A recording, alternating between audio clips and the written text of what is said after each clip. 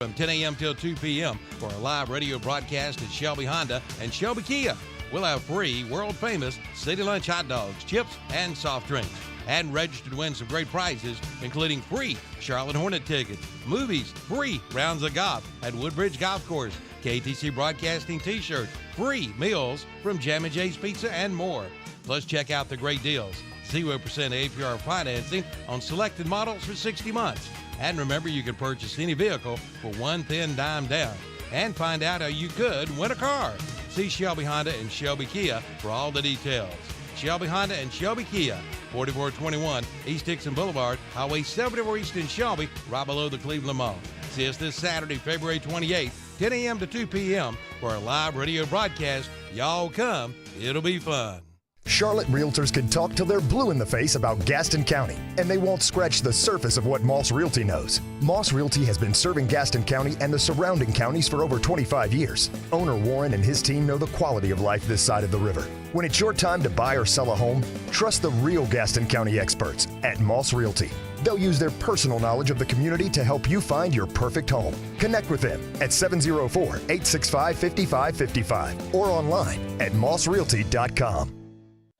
Rhodes and Bill Oil Company in Lincoln has been serving the Piedmont of North and South Carolina since 1919. Sure, they deliver to your home with home heating oils. They'll help keep you warm, but they do a whole lot more. They feature bulk fuel delivery, on-site and commercial fueling, backup generator fueling, and farm and agricultural fueling. For home or business or farms, call on Rhodes and Bill Oil Company in Lincoln, 704-735-2508. Online at rhodesandbill.com, located at 1404 East Main Street in Lincoln. Like them on Facebook, too. Cherryville will be the home of the 2026 American Legion Southeastern Regionals, and regional tournament passes are available now for $30 at the Cherryville City Hall or at Chamber of Commerce. Cherryville continues to grow, and Mayor Wade Strapp, City Council members Jill Pewitt, Janice Hovis, Gary Freeman, and John Abernathy, along with City Manager Brian Dalton, invite you to visit Cherryville, where life blossoms. The potato and onion sets are in at Ferguson Ace Hardware in Cherryville, plus garden seeds too. Also bag mulch, fertilizer, and lime, and they have the trays for seed starting. And Ferguson Ace Hardware has red hot buys. Save $3 instantly on Ortho Fire and Ant Killer in powder or broadcast granules. Ace fiberglass handle yard and garden tools, just $21.99. Plus push mowers, steel trimmers, and DeWalt indoor and outdoor power tools at Ferguson Ace Hardware, Highway 150 East in Cherryville. Ace, the helpful place. LVP Flooring, priced as low as $229 a square foot. You heard right. Beautiful LVP flooring as low as $229 a square foot. We're at, well, it's only one place, Barrett's Floor Covering in Kings Mountain. They are locally and family owned and operated. And you'll find it all, from waterproof floors to luxury vinyl to carpet and hardwood. That's right, Barrett's Floor Covering, 150 Dixon School Road in Kings Mountain. Online at barrettfloorcovering.com.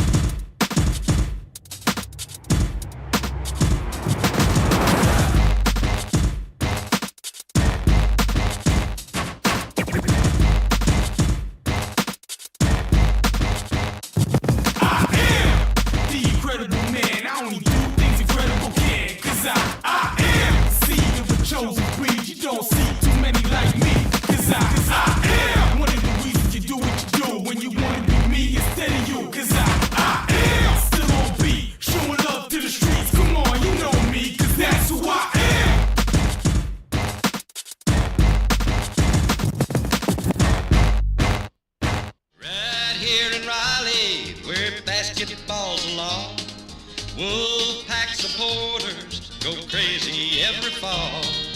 When the pack runs on the court, you hear a mighty roar. You'd think the roof was caving in every time the Wolfpack scores. Why don't you meet me in the Wolfpack den? We'll all have lots of fun watching our team win. No doubt about it. Listen close, my friend. I feel sorry for any team that comes to the Wolfpack den.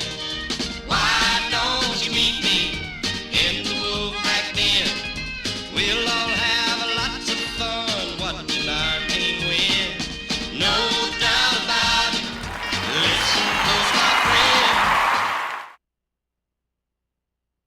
And good morning and welcome to another Saturday Morning Sports Talk with Chip Green, Jack Carter. Tom, the Bulldog Stefani, JP is in the studio. Will, the Hitman Wilkins, will eventually be joining us. And Kevin, our fearless leader, the boss, will be joining us via video, I believe. I think that's the plan. He's on site today. Not sure where he's on site, but he's on site today. So I'm not sure Will's ever eaten a warm biscuit. Yeah, I know. It's kind of weird, don't you think? You think you'd want to eat your biscuit warm? I mean, at least me, I wait for mine, then I heat mine up in the microwave. But he never moves. He eats cold biscuits, man. He eats cold biscuits. I don't get that at all. I got in a little early this morning to help Kevin make sure he was remoted in and ready to go. And I told him, and Tom will appreciate this, I said, this is what it's like being able to eat my biscuit before we go on the air in the morning. So I still didn't finish it, though, so it's all right. We'll be back to normal. So welcome, ladies and gentlemen, to a special setup here of the Joxx Saturday Morning Sports Talk here on the radio, 92.9 WCSL. Look, he made the under today. He made the under. 7-11, made it before 8-11. Oh, wow. He's a giant lion hoodie. He's doing his best Steve DeGree impersonation with the Mufasa pullover. Look at that. Mufasa. So, welcome, ladies and gentlemen, once again to the Joxx Saturday Morning Sports Talk with Kevin Hastings, Tom Senefani, Will Boykins, John Prather, JP, and Chip Carter here with you. Thank you for joining us this morning.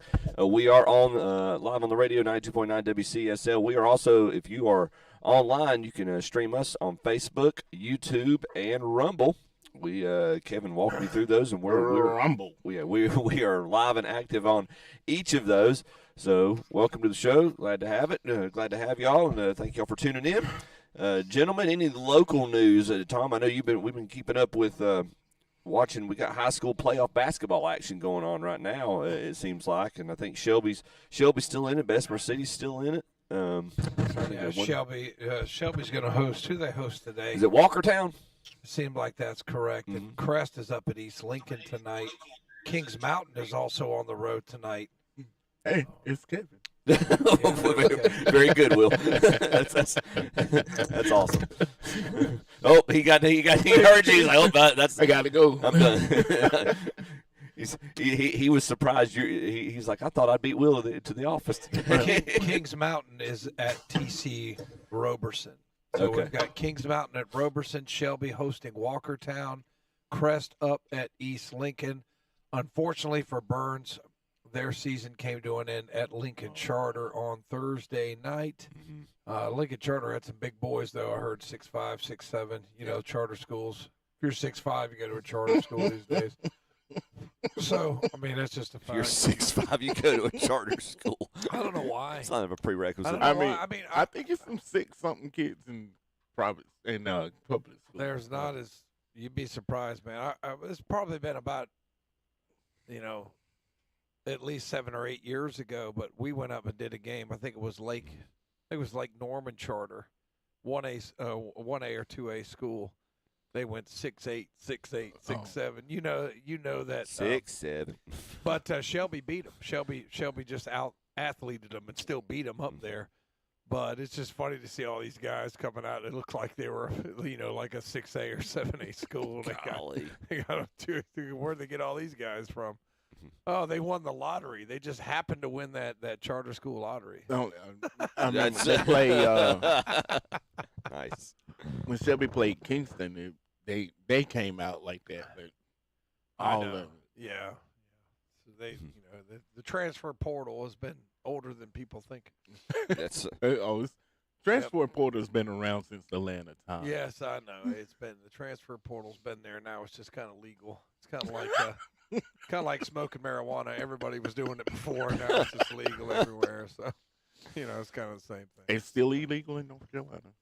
nice. For now. Encouraging. I'm glad to hear that.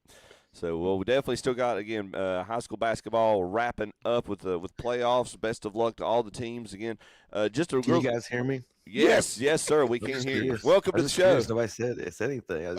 I did. I said, hey, let's go. I know Will was the first one. We were just hoping your camera would stop working. The show without you today.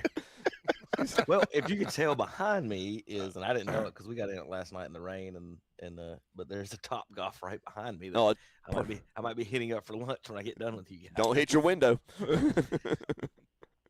So Tom, Kevin is joining us from Charleston, correct?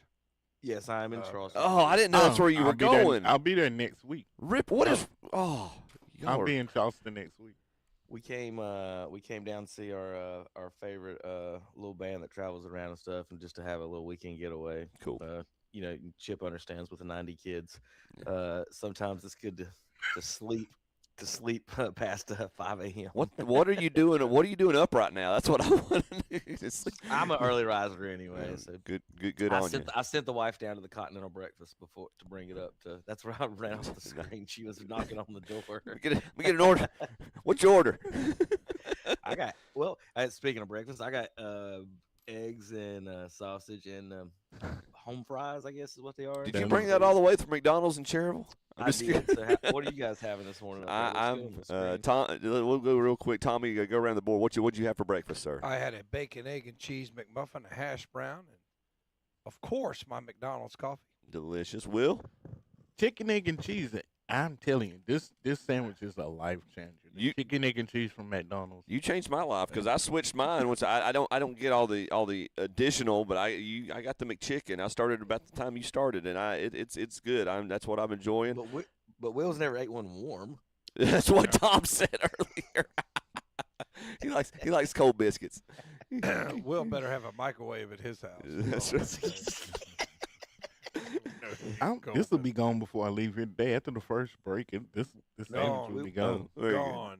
Yeah, we'll see about that. JP, can you hear us? What'd you have in there, bud? My sausage biscuit. I'm about to eat. Very, very, very good. Awesome. So very basic. Tom was talking about the charter schools and the basketball teams, and he's completely right on that. We talk about the recruiting and everything, and you don't need but one or two studs on a basketball team to be good and compete, especially in the lower levels. And like what Tom was saying about those charter schools is that they do have those kids that come in, and we talked about the kid from Reedsville. I guess Harrison's his name, and he had went to one so he could do NIL. I think Will was trying to explain that last week. And then he went back to Reedsville. Now he signed with Oregon, said North Carolina. A lot of money involved, obviously, with that. But I saw did y'all lose my video? Lost your visual. Yeah, we can still hear you. I wonder why. I was about to say my mic looks like it's working. Yeah. So the Avery County had 3 guys. Hey, you're back. Am I back? Yeah. Welcome back. There we go. So they had 3 guys that went 6'5", 6'5", 6'6", 2 tall, skinny shot blockers, and the third guy was 325 pounds at 6'6". Big old mountain boys. So they grow them in the mountains pretty large. And they were 11-11, like 7th in that conference. So I don't know how much bigger everyone else in that conference was because they had 2 really good guards. So I did get to see some good basketball. Which school did you say that was, Kevin? That was Avery County. Oh yeah. Well, they're doing all their farming because they don't go to school half the year because they're out for snow days in Avery County. That actual day was a remote learning day. There you go. That's right. Basketball, so. Well, it's changed now. They got remote learning. They do have one of the nicest schools I've ever been to in North Carolina. I don't know if it's from what I can tell, I guess it's a newer school. Mm-hmm. The gym is actually upstairs on the second floor. It's like Madison Square Garden. Yeah, it is. It's funky how it is, and it's like a little small octagon or hexagon shaped gym. It's not a square gym. So like the cheerleaders like do all their stunts and stuff right behind the scores table and stuff where they have room. They basically have their own little triangle of room where they can go and do their stuff. But it's like an arena type thing. That's kind of neat. Hold on, got to answer the door. No, he got his food's here. Food's here. Kevin joining us on location in I am extremely jealous Charleston, South Carolina. It's mine and my wife's favorite place to go. So. Yeah, I'm gonna be in Charleston next week. As we're having our I need to know if Kevin and the missus took a cooler with them, because if they did, I'm going to need them to bring some food back for me. My wife and I are going to need them to make a special drop by Lewis's barbecue. Go bring me back some brisket. So that is that the barbecue spot? That is my. If you've never been, dude, it's great. They're not a sponsor of the show or anything, but obviously. but no, we could talk about that off the air. But no, that's mine and my wife's go-to.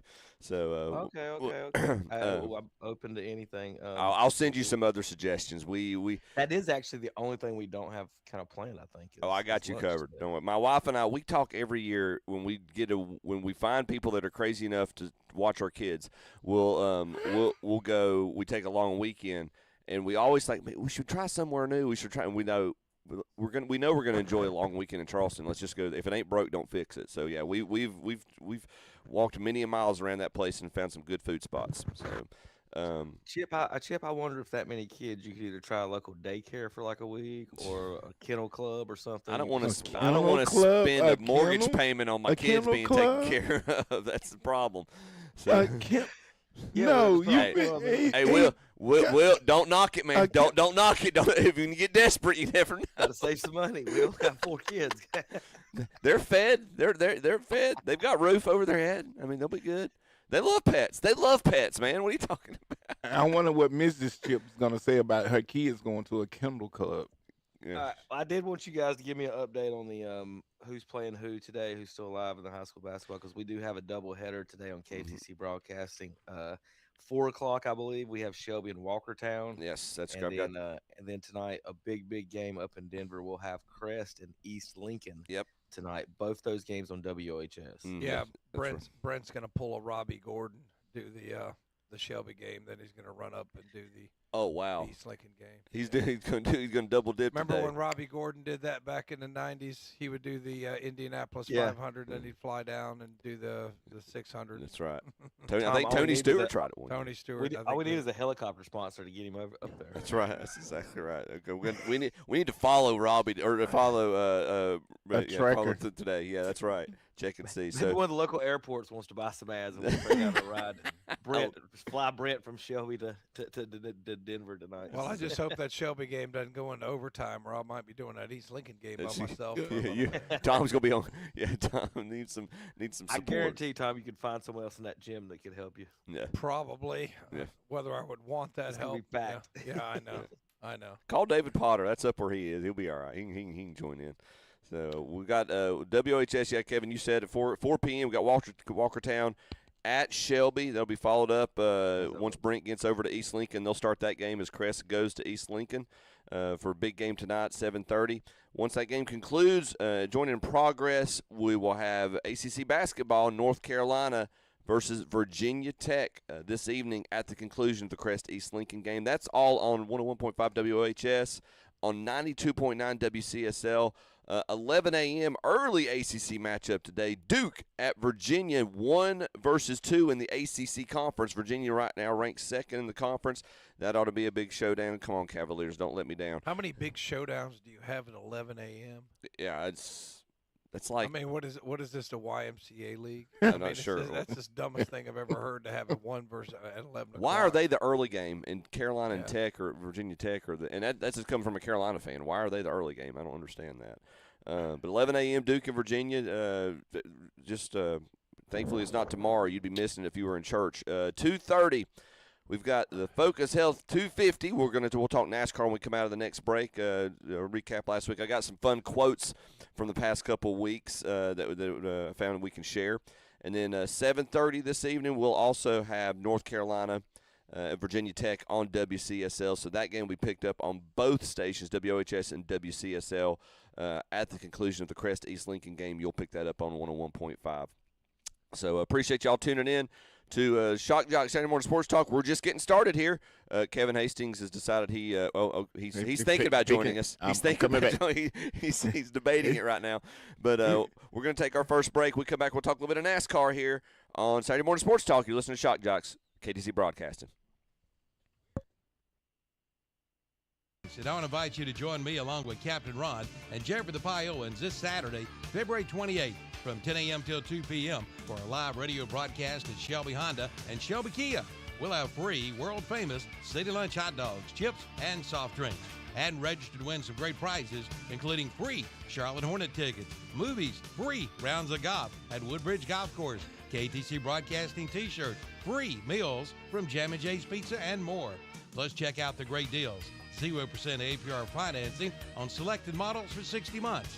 And remember, you can purchase any vehicle for one thin dime down. And find out how you could win a car. See Shelby Honda and Shelby Kia for all the details. Shelby Honda and Shelby Kia, 4421 East Dixon Boulevard, Highway 74 East in Shelby, right below the Cleveland Mall. See us this Saturday, February 28th, 10 a.m. to 2 p.m. for a live radio broadcast. Y'all come. It'll be fun. Oak Grove Auto Sales, Service, and Body Shop has some new inventory just in time for spring driving. Take a look at a 2008 BMW 3 Series 328i, priced at only $54.95. Also a 2006 Ford Explorer XLT 4-wheel drive, $49.95. And a 2013 Honda Odyssey EXL with DVD, only $84.95. And they have a job opening for a diesel mechanic. See Oak Grove Auto Sales, Service, and Body Shop, 522 Oak Grove Road, Kings Mountain. Online at oakgroveauto.com. Like them on Facebook, too. All across the Tar Heel state. Tar Heels on the run. Trimble to the cup, layup, Callan in the foul. This is Carolina basketball. Long rainbow three, nothing but net from the rookie. Out to Trimble. He'll try another triple. Counted. The home of the 6-time national champion. Drives and hammers it home. Hello, young fella. This is your radio home for the Tar Heels. On Carolina Country WCSL and on The Boss WOHS. When it comes to insurance, it's never a good time to get caught up in the pits. Race to the front of the pack with Turner Hauser Insurance Group in Lincoln, your Erie insurance agency. Since 2001, Turner Hauser Insurance Group has been putting you first. Take caution when you buy insurance. Check with Crew Chief Jamie Hauser and his all-star team at Turner Hauser Insurance Group. Turner Hauser Insurance Group, 228 East Main Street, downtown Lincoln. First on race day and first every day with your insurance needs. New at Subway in Lincolnton and Boulder City, it's the all-new Protein Pockets, filled with 20 grams of protein. Choose from turkey, ham, roast beef, or combine them all. And be sure to join the Sub Club. Download the app and rack up rewards, like buy 3 foot-long subs and get the 4th one free. Subway of Lincolnton. In Walmart, also in Boulder City and North Generals Boulevard in Lincolnton. Open 6:30 a.m. till 10 p.m. 7 days a week. This month's Scholar Athlete of the Month is Ben Hebner of North Lincoln High School. The award is sponsored by McDonald's, KTC Broadcasting, and What'sUpShopper.com. Ben is a senior at North Lincoln and is the son of Brett and Krista Hebner. Ben plays basketball and tennis and has a grade point average of 4.75. His advanced courses include English, calculus, human biology, U.S. history, statistics, U.S. government, environmental science, and world history. Ben is an Eagle Scout and serves as a YMCA lifeguard, basketball camp instructor, and basketball referee. He is also co-owner of BNS Aeration and Overseeding, a member of the Beta Club, National Honor Society, and Fellowship of Christian Athletes. He is a member of Westport Baptist Church.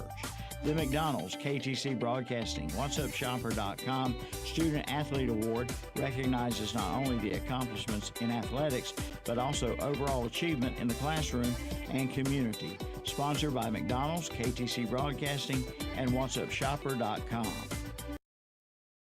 And we're back on Saturday Morning Sports Talk with Chip and the gang, and of course Kevin on video when he comes back.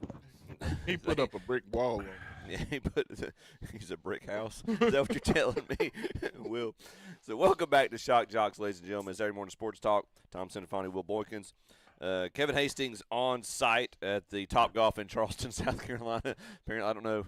There's a rumor Tiger might be on the on site or something. Kevin went to go report on that. We'll see. But no, welcome back. Glad to have you. NASCAR racing. Taking a look here. We've got a new dominant racer here to start the opening 2 races of the season. As Tyler Reddick is 2 for 2. As he won at Daytona, and then he won at Atlanta last week.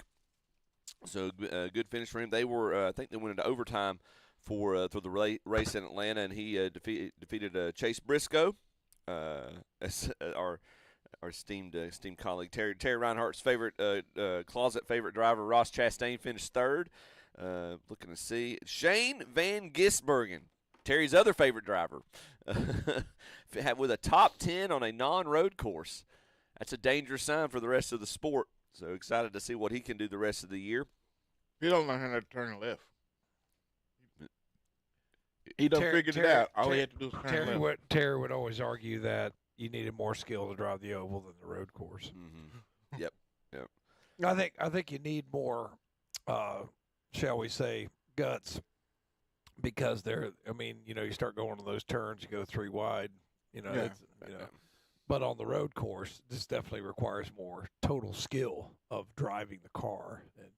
And Terry would never acknowledge that with Van Gisbergen. He just hated Van Gisbergen. I mean, he hated him. I guess because he wasn't from America. That was his whole thing. Yeah, we had a really good following there for a while. We had guys from Australia tuning in, and they'd give Terry grief in the comment section, but our viewership went up like 2 or 3 times thanks to Terry. They would always, he would. If we type in Shane Van Gisbergen's name on our NASCAR highlight videos, that will get a lot more views. Like the boys from down under tune into him. I'm telling you guys. Yeah. Oh yeah. It was kind of. He is from New Zealand though, right? Not Australia. We keep making that same, and that's a very bad That's a very bad. Yeah, he'd be mad at us. Yeah, that's exactly. They would be mad at us right now. He's from New Zealand, and I can remember the Australian. He's a Kiwi. I can remember the Australian exchange student was talking to us about one time. So we would like to maybe go to Australia and New Zealand. And he's like, oh, you don't want to go to New Zealand. It's just trash in the place. But there must be there must be a rivalry that we do not a rivalry level we do not understand. It is extremely intense. One of my dad's friends who one of his golfing buddies is from New Zealand. And they would make the mistake of calling him Australian, and it was they would take that as a personal insult. Big time. Personal insult. It was that we are not the same, and that's. I guess it's like calling somebody from Alabama a Yankee. You know what I mean? It would kind of sort of on that level. So just make sure we know that in case we have any viewers in that part that he is from New Zealand. Yeah, because they're right next to each other. Look, man, just because it's not the NBA or the NFL don't mean they can't have a rivalry. Man. Come on. You do know the largest sport in this world is soccer, right? They probably look at that eye roll. Well, soccer's not a sport, so Matt Beam used to refer to them as communist balls. Communist balls. That's what I always heard it called. Kevin, you had a relative who shortened that a little bit, didn't he? Didn't you say your grandfather or somebody just called it commie ball? Yeah, that probably. There's plenty of the free world that plays soccer too. Just in case you're. So Kyle Busch won the Truck Series race Saturday, adding to his more than Richard Petty's career NASCAR victories. And Terry would count that, and he would count that. We would argue, like, should Mark McGwire count his JV home runs and his? Anybody want to know where Kyle Busch finished in the NASCAR race this weekend? He's all down. 34th. There you go. 34th out of 38. So I think I have a new favorite. I got a lot of new favorite drivers, guys. And I don't know who I like the most. Okay. How about Tyler Reddick winning 2 races to start the season? Yep. Just absolutely amazing. Jordan Brand, he having Michael in victory lane has just been funny the last couple weeks. He's probably had a few drinks, it looks like. I'm sure. Sure. Pretty much. And cigars. about 12 cigars in too. But he's having a good time down there, giving interviews and talking to everybody. But How do you Reddick, think Bubba Wallace feels not being the face of that garage now? well, he's in second place in the standings too. Tyler Reddick. He finished 8th. He finished 8th this past week. He wasn't happy that he didn't win, but whatever. Atlanta, I think, and a lot of people are starting to think and say that that's the best track in NASCAR. It's basically a combination of if Daytona and Charlotte had a baby. Yeah, that's what you're looking at. Is the draft being able to draft basically at Charlotte is kind of what it's like, and it's exciting to watch the races because there was so many lead changes going back and forth. And then the other guy I was going to talk about who might be my new favorite driver for the way he drives, and is Carson Hocevar. And those guys on those last few laps did everything in their power to keep him from winning, and that's what allowed Tyler Reddick to ultimately win that race. Is that they were so worried about not letting that guy win. Tom, is like when the teams were trying to keep Myles Garrett when the Steelers didn't want Myles Garrett. They'd rather lose the game than give up one sack to Myles Garrett. So they I don't think they scored maybe 6 points in that game or something. They didn't care as long as Myles Garrett don't get the sack record. So the only thing those guys cared about was Carson Hocevar is not going to win this race, and they were so busy blocking him that Reddick won it without a fender at a super speedway. Come on. To your point, Kevin, at a super speedway where speed is still a very important. Sorry, this is going to sound obvious in a NASCAR race, but like your Atlanta is when you're coming out of turn. No, it's not freaking. It's not Bristol or Richmond. It's it's when you're coming out of turn. When we talked about it last week, coming out of turn 3 and 4 as you go into the tri-oval. They don't have restrictor plates on. That is the fastest these cars go at any point during the season. They're over. Well, Tom, think about the millions and millions of dollars they spend on aerodynamics and studying these guys, and then the guy without the fender wins at the super speedway. Right. Yeah, I know. like what research have they done on that? I know. Well, what did he do? So I did find something that. What kind of duct tape did he put on that thing? They didn't have any duct tape. Craftsman's title sponsor, Tom, this is something you was talking about a couple weeks ago. Craftsman's title sponsorship of NASCAR trucks expires after this year, and a renewal has not been reached. So the sanctioned body will be likely looking for a new sponsor and replacement for the Craftsman Truck Series. And then someone commented, Tom, Lowe's Craftsman isn't the same as Sears Craftsman anyway. It's not. It's weird. I'm telling you, I was in Lowe's last night, and it's just weird seeing Craftsman tools at Lowe's. It's just weird. Well, where are they gonna go though? I mean, if you're a Gen X kid, you grew up going to J.C. Penney and Sears, man, and they're gone because Bezos put them out of business. But it's just it's just not the same. I mean, I know it's still there, and it sounds cool, doesn't it? Craftsman Truck Series. I mean, it's just like. It was like when I was the Busch Series, with the B grade guys in NASCAR. I mean, it was just some things are just iconic and just sound great, and just what's it going to be next year? The Verizon Truck Series or the Amazon Truck Series or the Pfizer Truck Series or something that's that would be who would be the ones who would do it, like one of those big chew it and do it. Craftsman or chew it and do it truck series. It maybe need to be called the Shock Jock Truck Series. I don't think we're going to get there, Will.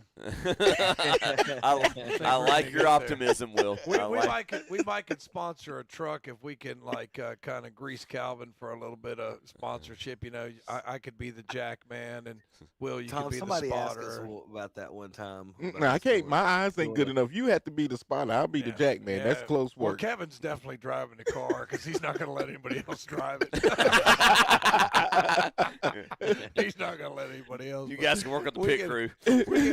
We can slap the KTC cherries on the side of that. Shock Joxx would be the little decal in the back. Rubbin's racing, Tom. That's right. That's right. Hey, Tom, I did have a question. You are a driver instructor, and I've been at meeting for quite a while. He should be our NASCAR. He is our NASCAR expert. Have He's y'all definitely stopped, not going to drive. Have y'all stopped teaching that the left lane isn't just for chilling out and having a good time and enjoying your day Sunday afternoon. No, I mean, I tell them, I was like, okay, the one thing, Kevin, is if you've got 3 lanes, I try to use the middle. I was like, because it keeps you out of the merging traffic and people can pass you to the left. Right. Yeah. But if you're on like 74 bypass, I said, well, let's keep to the right. Generally, it's, trucks hauling campers and 18-wheelers. It might be going a little slower. But since you're a new driver, but I'm in this newer Chevrolet, Kevin, that rides really well. It's an Equinox. That sucker, man, rides like a BMW, man. Those kids are going like 70 miles an hour, and I got to keep telling them to slow down. But the right lane, yeah, we do say when you're on 2 lanes, the right lane, especially with the Gastonia kids, because they're going to have more encounter with I-85. With the Shelby kids, I probably do more 74 bypass and similar. But with the Gastonia kids, I was like, okay, we need to do the interstate, but don't go over there in the left lane. Stay in the middle or the right, preferably the middle, because if you're over there in the right, especially like exit like 13 where you got that way station and things like that, it's like you don't want to get caught up over there. Exit 17 where Dallas is. Yes. It's like you don't want to be over there in the right because you got to worry about that merging traffic. So, yes, Kevin, we teach them right or middle. Left should be for passing. So, I mean, we saw not only like numerous idiots in the left lane. I hope the people on the radio are listening to me right now. If you're in the left lane on the interstate, move over if you're going slow. Just the middle. The middle. I call it the cruise it lane. Is what I call it. If someone passes you on the right, there's more than likely chance you should move over. And nobody should be really. I mean, it's not illegal, but it's just kind of one of those. It's kind of like making a lane change near a junction. Like you're not really supposed to do that. Or like make a lane change near a merge, like a ramp. You're really not supposed to do that. Technically, it's not illegal, but if you hit somebody, you're probably going to get a ticket for unsafe movement. It's just I've seen a lot of 18-wheelers in the far left lane too on the interstate lately, trying to going around and passing people. Like it's been ridiculous. Like a couple just down here, in particular, coming down here. Once we got like an hour from Charleston, everyone decided that they were driving like it was Daytona. Yes, and it was raining too.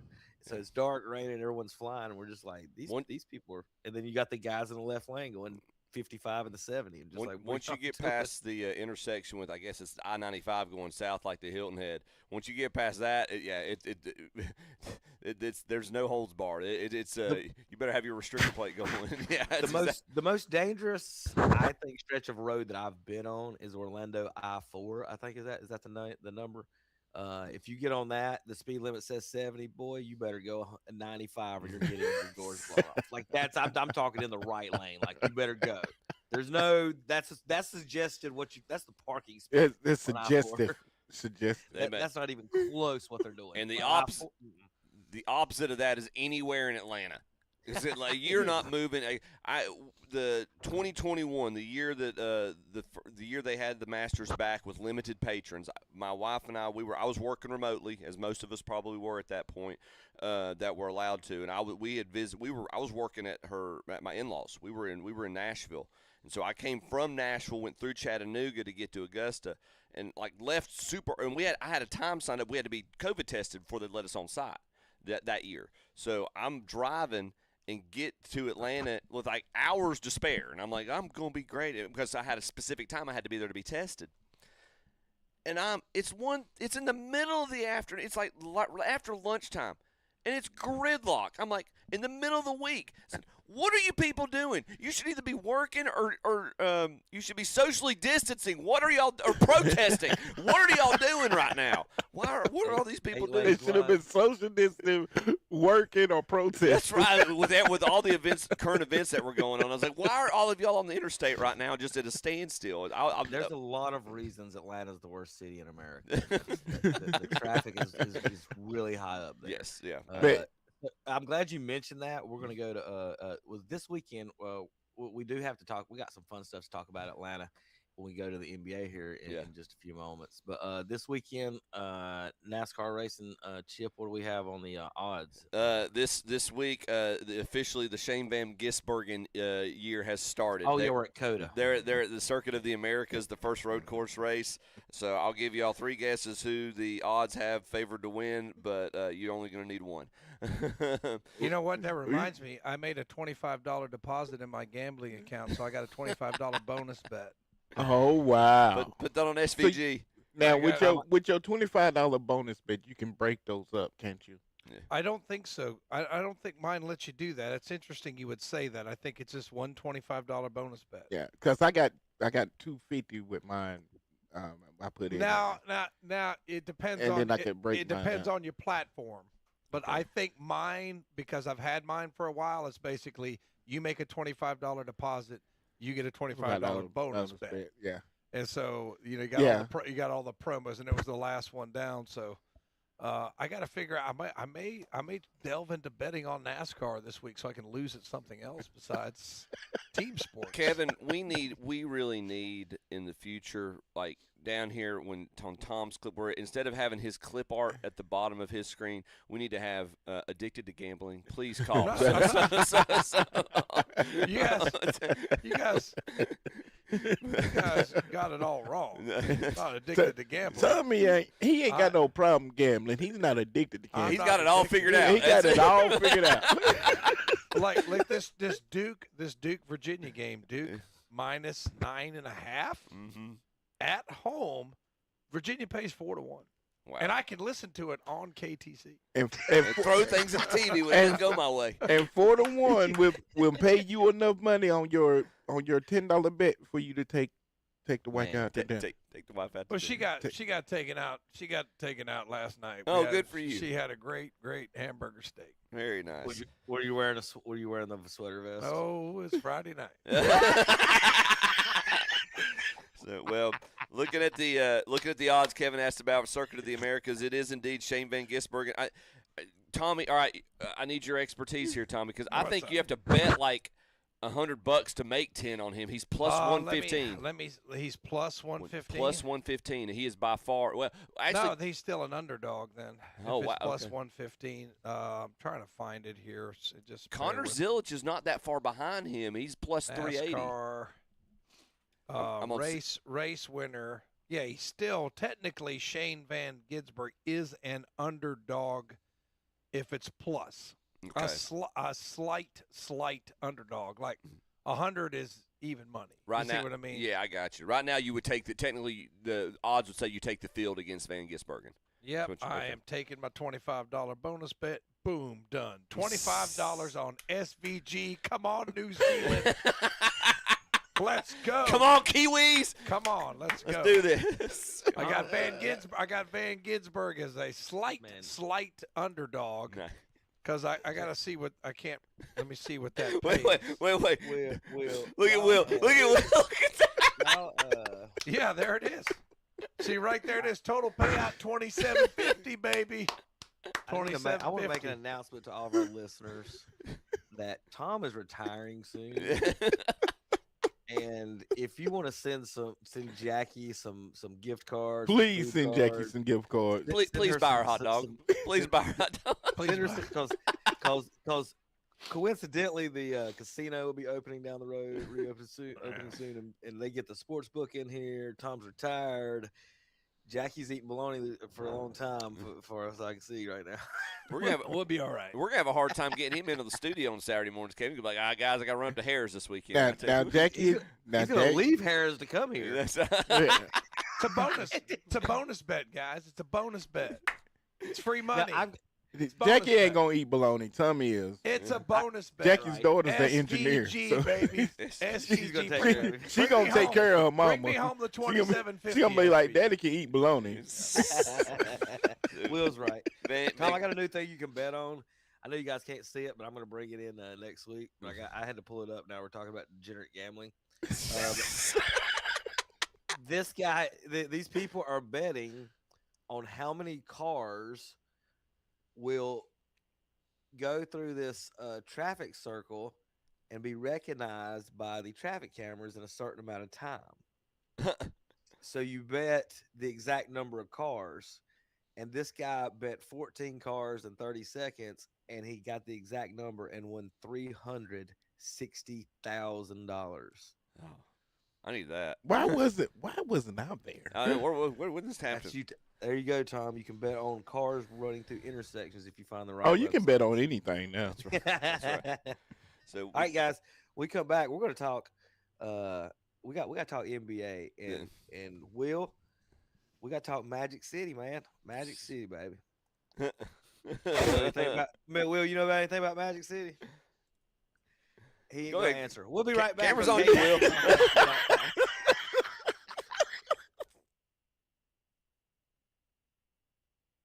Hi, I'm Calvin Hastings, and I want to invite you to join me along with Captain Ron and Jeffrey the Pie Owens this Saturday, February 28th, from 10 a.m. till 2 p.m. for a live radio broadcast at Shelby Honda and Shelby Kia.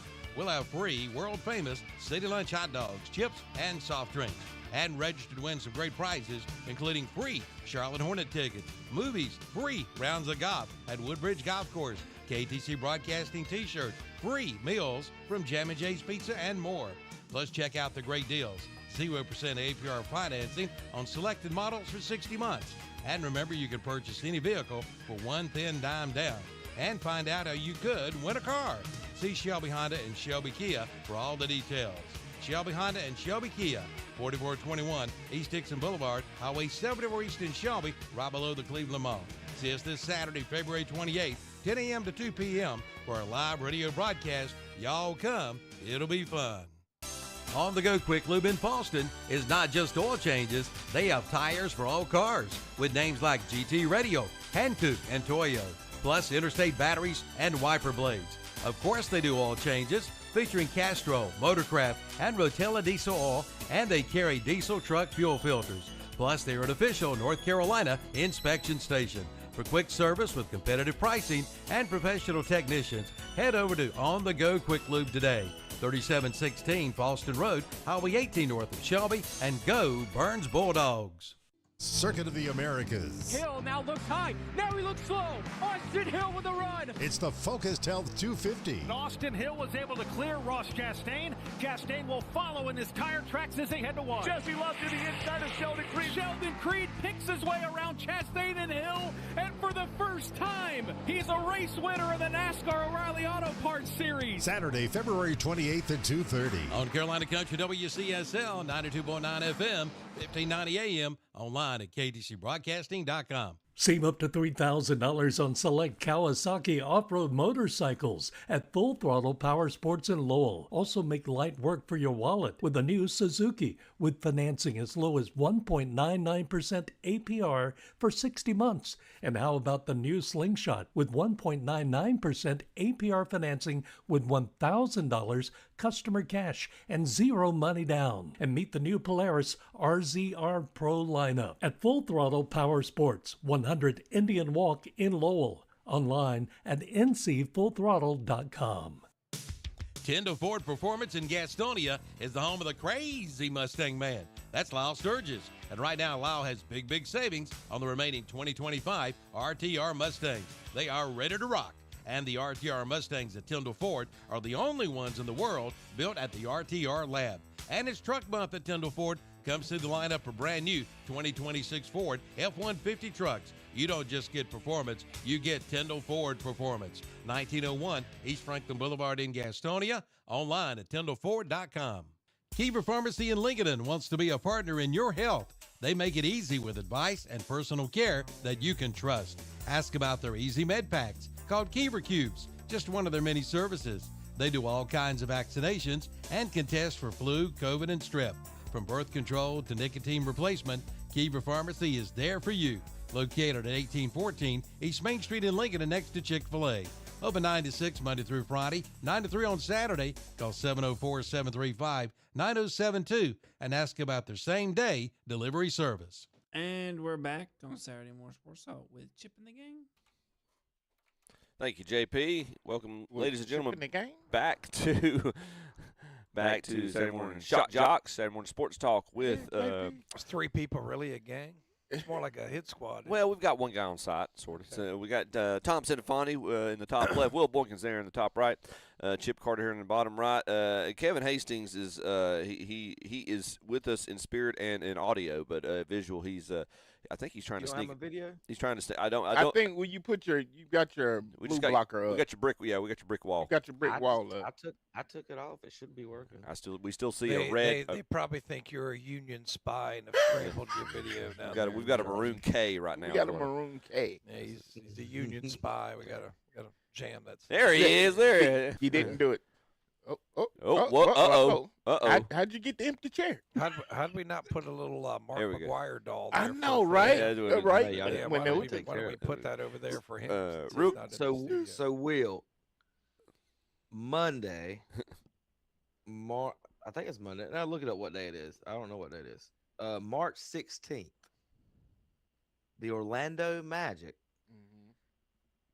is traveling to the Atlanta Hawks, and they're calling it Magic. It is Monday, Magic Monday, sponsored by Magic City, where the Hawks, quote, will celebrate Atlanta's iconic cultural institution.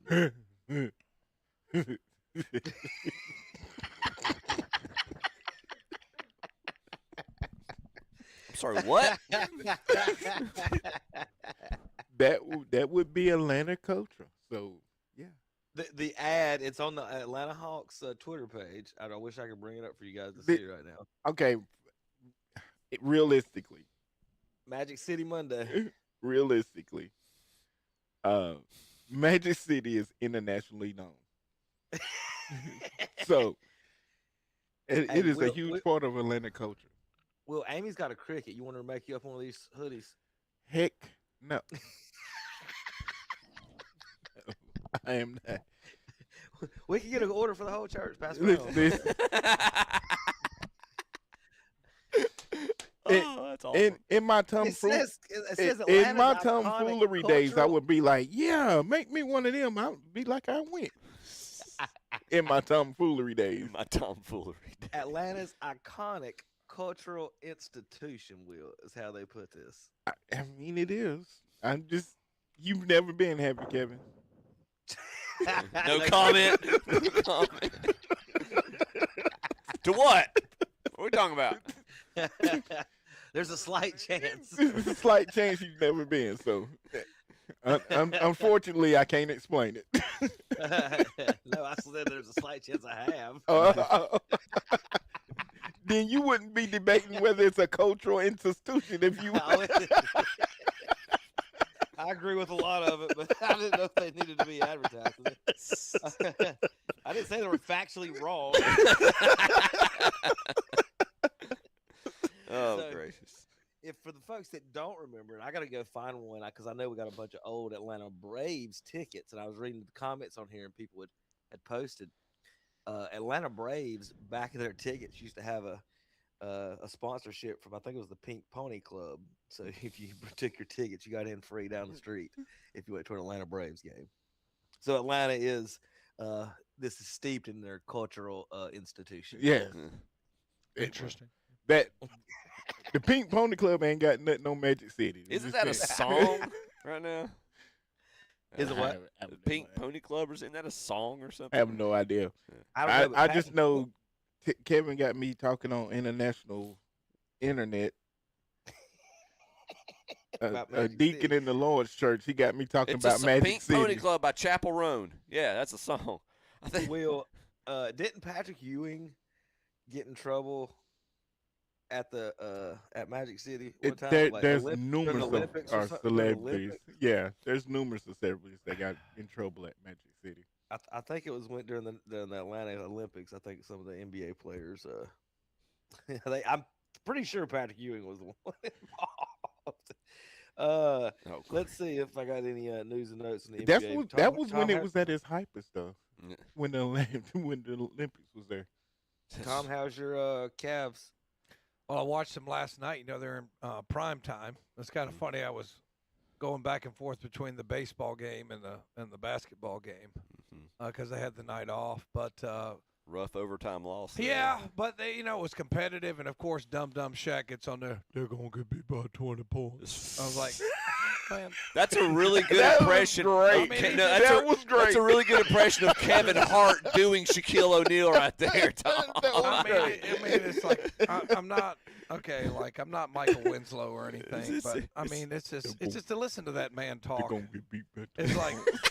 It's like it's a good thing you're 7'2" because if you had to rely on your brain, you wouldn't have got real far, brother. But I mean, they're gonna give me about 20 points.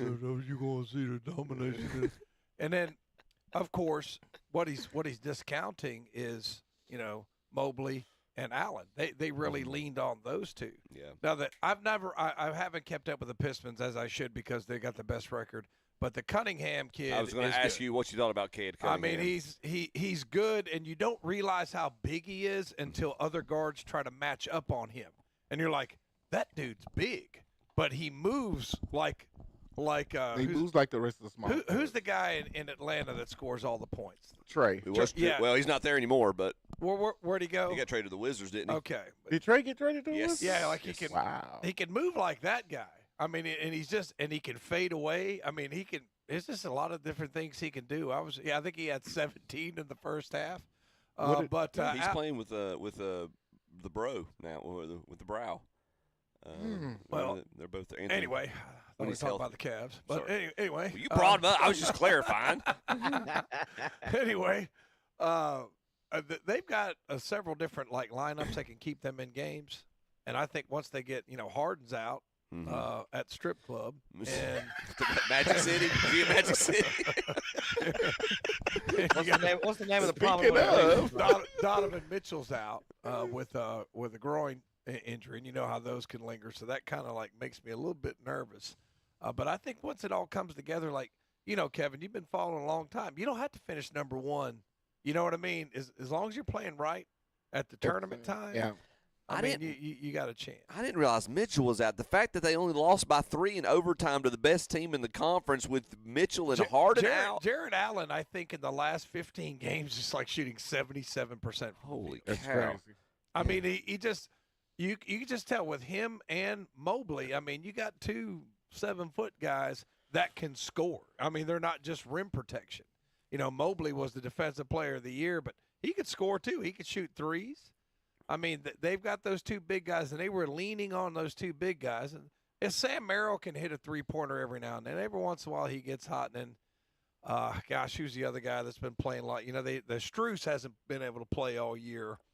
But they got another guy who I can't think of his name. He was hot earlier. He just couldn't hit anything last night. I think the Cavs were 0 for 8 in the second quarter for 3. But I think moving forward, they're going to be fine. But Kevin, let's talk about the Hornets. They got some historic streaks going on right now. I think they've won so many games in a row on the road. Mm-hmm. I mean, they got to be what, 9th? Are they? No, they're still they're half a game behind Atlanta right now. I mean, I'm telling you, it's coming together now. If LaMelo Ball could stay out of the tattoo parlor and out of the back of the squad car long enough, and out of the back of the rear ends of other people's vehicles. I mean, I think they got a chance to as Chip likes to say, scare a few people. Yeah. Ooh. How about the Tom? They've had a couple of streaks here. They're 7-3 of their last 10, and it's one of those. They've beat all these teams and done all this, and they're one of the highest scoring teams in the NBA. They're actually the top 3 NBA 3-point shooters are Miller, LaMelo, and Knipple have made the most threes in the NBA. Knipple's already broken the rookie 3-point record in 59 games. He's shooting the best in the NBA from 3. He's got the highest percentage in the NBA. I think Sam Merrill was second. I think I heard him say that last night. Yeah, you seen him shoot in person.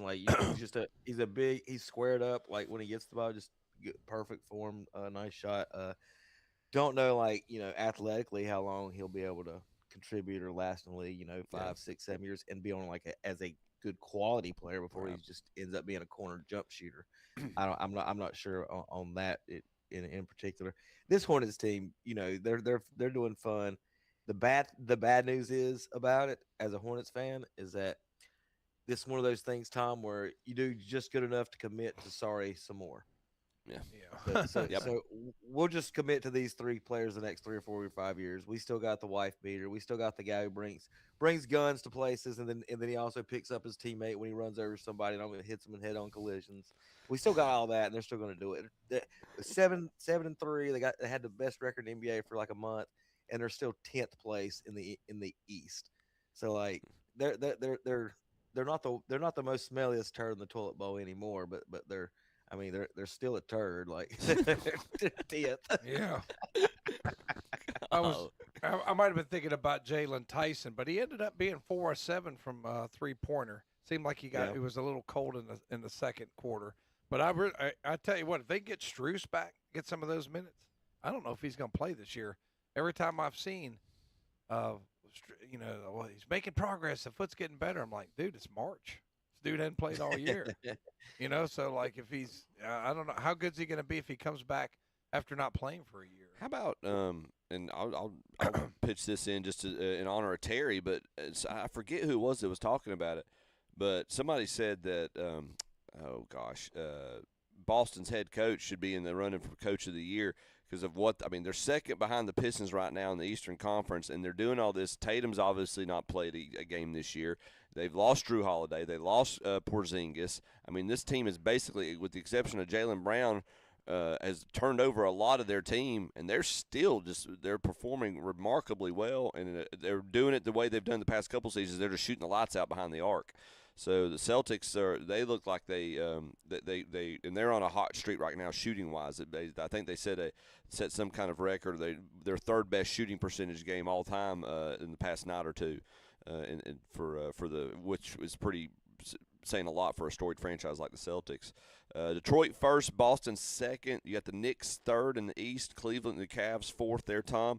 They're a game and a half out of third behind New York. You've got the Raptors fifth, the Sixers sixth, and then the playing games 7 through 10, Orlando, Miami, Atlanta, and hanging on like a hair in a biscuit is the Hornets. Well, they're up 2 games. So. They're up 2 games on the Bucks. So we'll see how that plays out. And they're only a half a game behind the Hawks, and they're only 2 games behind the Heat. Yeah. So they're, I'm going to. I like your optimism, Tom. I'm going to be optimism. We are a Hornets affiliate. Kevin's definitely right.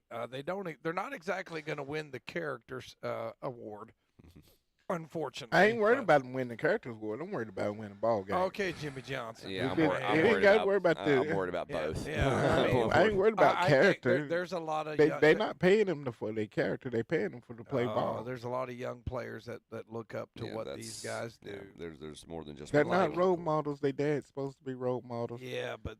That's it is what it is. That's a pretty ignorant statement to make. No, with the society we live in, you don't think the people on TV have any kind of influence on people. They have a lot of influence over them. They shouldn't have. Their parents should have. But it's we live in a world of reality. I'm talking reality. No, you're not.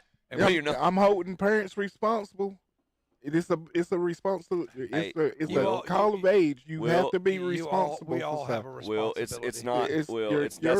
That's not mutually exclusive. Parents can be examples, and these kids can still look up to their athletes and celebrities and musicians, and they do. It's not a big poster of their dad in the room, right? And a big picture of politicians or musicians, whatever. Anybody that's a public figure. Well, news from the Ball family. Word comes out. Lonzo might not be playing anymore in the NBA. Oh, he might be done. He might be done. His injuries have. A lot of NBA teams don't like how they show up on the X-rays and the MRIs and everything, and they're saying he may go to Europe. His dad's pushing for him to get to the Hornets, and he was saying this week that the Hornets don't go anywhere or aren't any good unless without LaMelo. So there you go. So as soon as they get near 500, he starts running his mouth. I'd trade him right now and just to try to prove him wrong. Trade deadline's gone. Yeah. Can't trade him. You're stuck with him for another year. Oh joy. But I will say that I remember sitting around this room. We were very critical of the Knipple pick, and it seems like that's turned out to work out. That actually has been I would agree with you, Tom. That's turned. We were very. And you know what I like about. I'll tell you what's helped. What he does is that he calms some of the silliness down. Yes. You do not have a serious basketball player in LaMelo Ball. You do not have a serious basketball player in Brandon Miller, Miles Bridges, or the other 47 million reserves who we've run through here ever. So, like, he's a serious basketball player. He plays basketball. He does the right way. Even if you don't like the Dukies, he plays basketball the right fundamental way, and that does have an impact, especially someone of that size. Like if he was 6'3", I don't think it would be an impact. But a 6'9" guy like doing that, I think that he's having a little bit of impact on some of those guys playing a slightly better brand of basketball as opposed to what they were. You know what I like about him and the Cunningham guy for Detroit? they don't have like the prison level tattoo amounts on them. I love that. They look like old school players back in the 80s. Mm-hmm. That's what I like.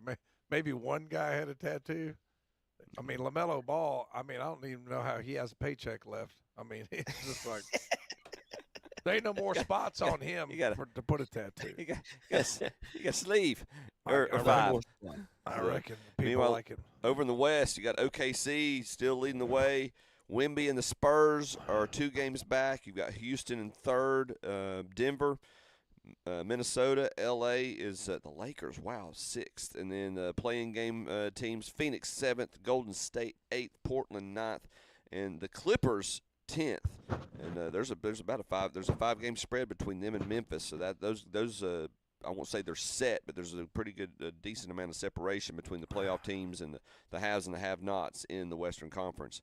So right now it looks like to me in the West it's OKC, San Antonio, and then everybody else. So OKC's might have the best team, but Wemby certainly looks to be the kryptonite. At times looks to be a kryptonite to Oklahoma City. So I think that's going to be your Western Conference Finals, and that's going to be an interesting matchup. Be a lot of fun for that game. I'd expect that to go 6 or 7.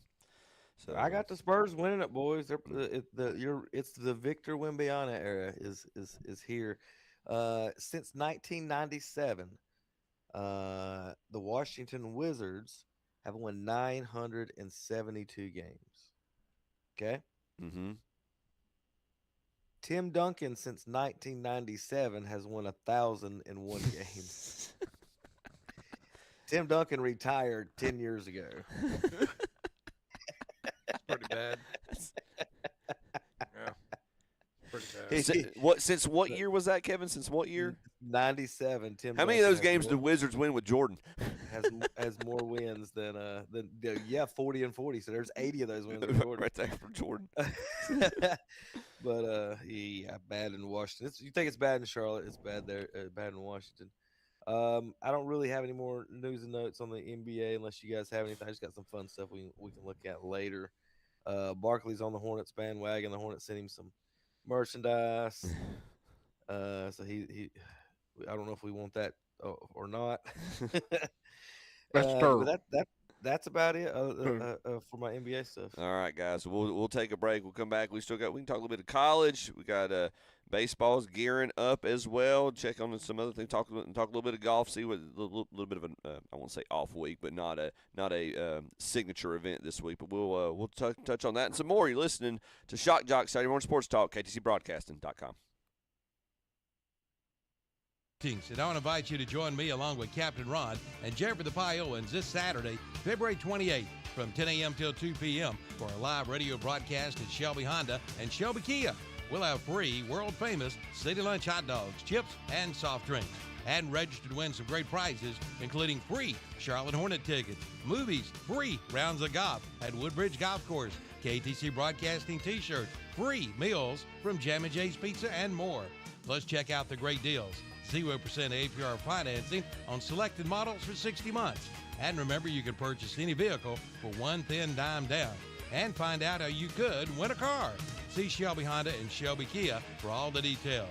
Shelby Honda and Shelby Kia, 4421 East Dixon Boulevard, Highway 74 East in Shelby, right below the Cleveland Mall. See us this Saturday, February 28th, 10 a.m. to 2 p.m. for a live radio broadcast. Y'all come. It'll be fun. By land or sea, the Max All-Terrain vehicle, it's the one for me. From Kart Guys in Gastonia. They are now the official distributor of the Max All-Terrain vehicles, available in 6-wheel models or tracks. And they go anywhere, through the woods, across the lakes, over the streams and woods to Grandma's house. And best of all, they're fun to drive, and now available at Kart Guys in Gastonia. And don't forget, get a free 10-foot trailer with the purchase of select golf carts at Kart Guys. 109 Crowders Creek Road off Highway 321 South in Gastonia. Online at kartguysinc.com. Now's the time to get a great deal on the #1 selling compact tractor in the U.S. Professional-grade mowers, durable sidekick utility vehicles, and versatile compact tractors. It's the equipment you need to take care of your land. Right now, bring home select Kubota equipment for 0 down, 0% APR for up to 84 months, or save up to $2,800. Your Kubota dealer in this area is Parker Farm Service, 126 Bessie Drive, Kings Mountain. Bonus bucks are underway at Honda Motorcycles in Shelby. Get $1,500 bonus bucks on select 2024 and 2025 models, and $1,000 in bonus bucks on select 2026 models. And with the purchase of new and unregistered 2024, 25, and 26 Pioneer 700 models. Use your bonus bucks for accessories, a Honda Care Protection Plan, a down payment, all of your choice. For more information, see Honda Motorcycles in Shelbytown, 4402 East Dixon Boulevard. Online at HondaMotorcyclesofShelby.com. Francis Brothers Used Cars, now in their 57th year in business, has proudly served the people of Cleveland and Rutherford counties since 1969 with a great selection of nice buy here, pay here cars, trucks, vans, and SUVs. Don, Bino, and Casey invite you to check out their inventory. They look forward to helping you get your next vehicle and offering oil changes, OBD inspections, brake work, shocks, axles, and CV joints in their service center. Francis Brothers Used Cars and Service Center, 134 North Main Street, downtown Bowling Springs. See them for your next automotive buy or service. 10,000 square feet of fun. We're talking about Nuggets Power Sports in Gastonia.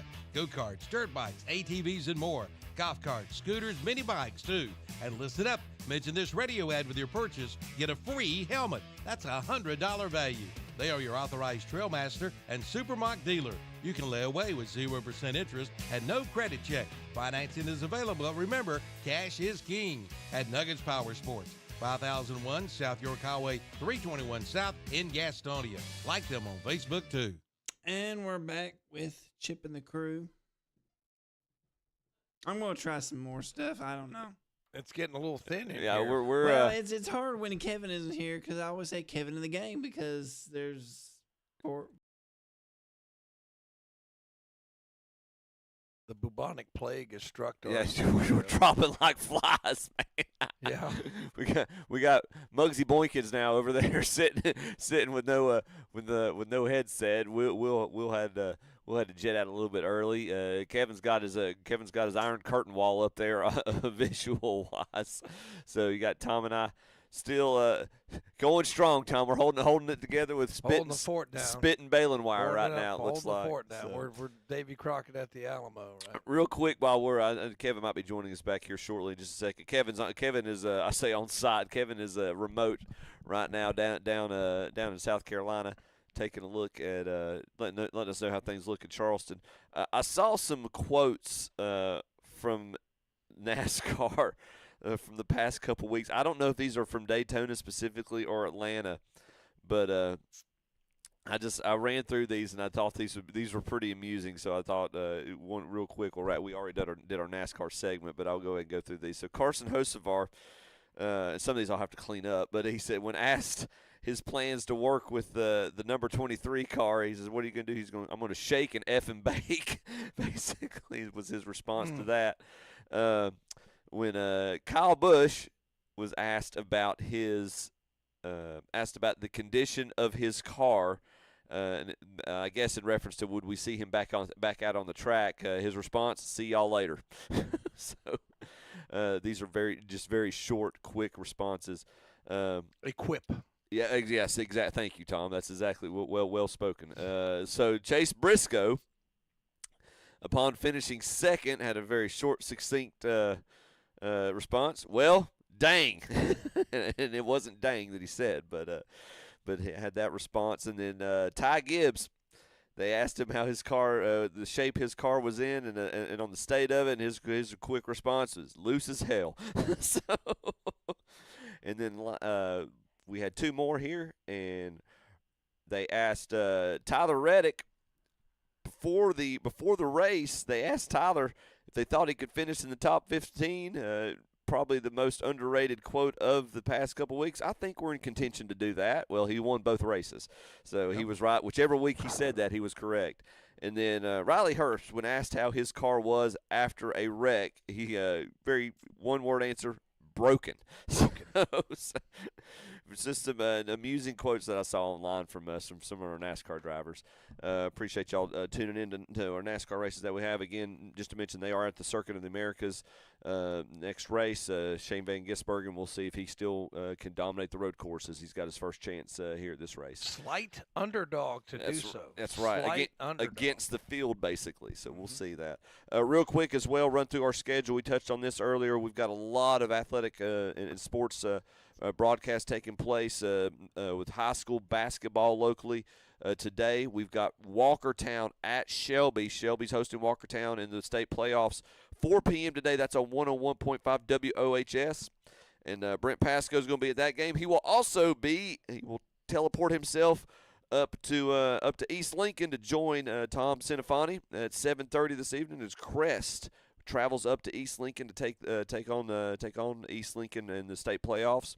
Once that game is concluded on 101.5 WHS, we will join in progress North Carolina and Virginia Tech in an ACC showdown. That game will have already started. I think it starts right around 7:30 as well. Meanwhile, on 92.9 WCSL, we've also got a lot of action taking place today. In a game time that makes no sense to Tom and I, Duke and Virginia, the number 1 ranked team in the country versus the number 2 ranked team in the conference, plays at 11 a.m. I mean, they Chick-fil-A's barely just gotten their breakfast menu off of the out of the way before these teams are going to tip off.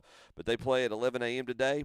We'll follow that up on WCSL at 2:30 p.m. with the Focus Health 250 race.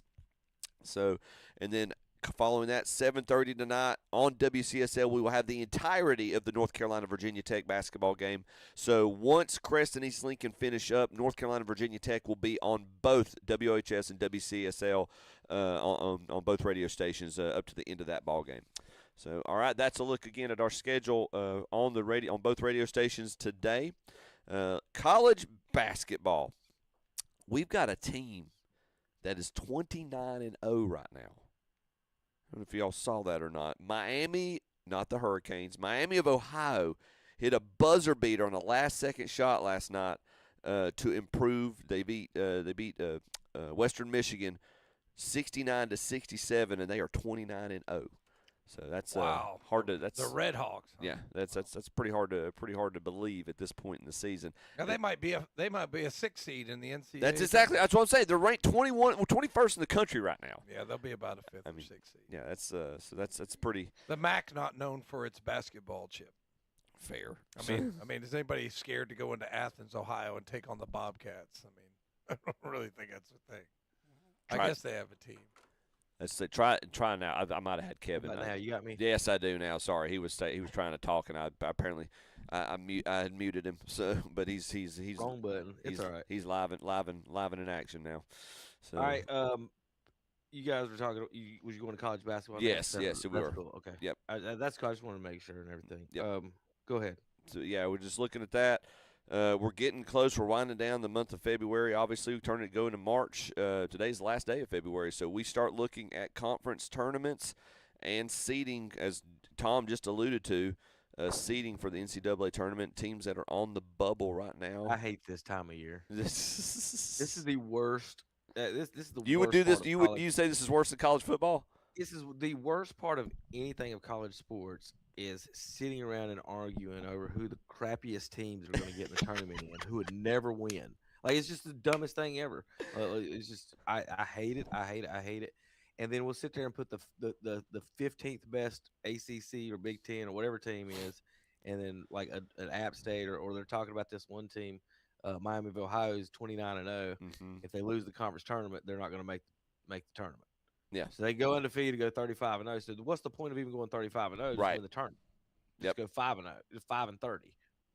I mean, it's, and I don't know. Do you have a problem with the do you have a problem with the automatic bids for the conference tournaments?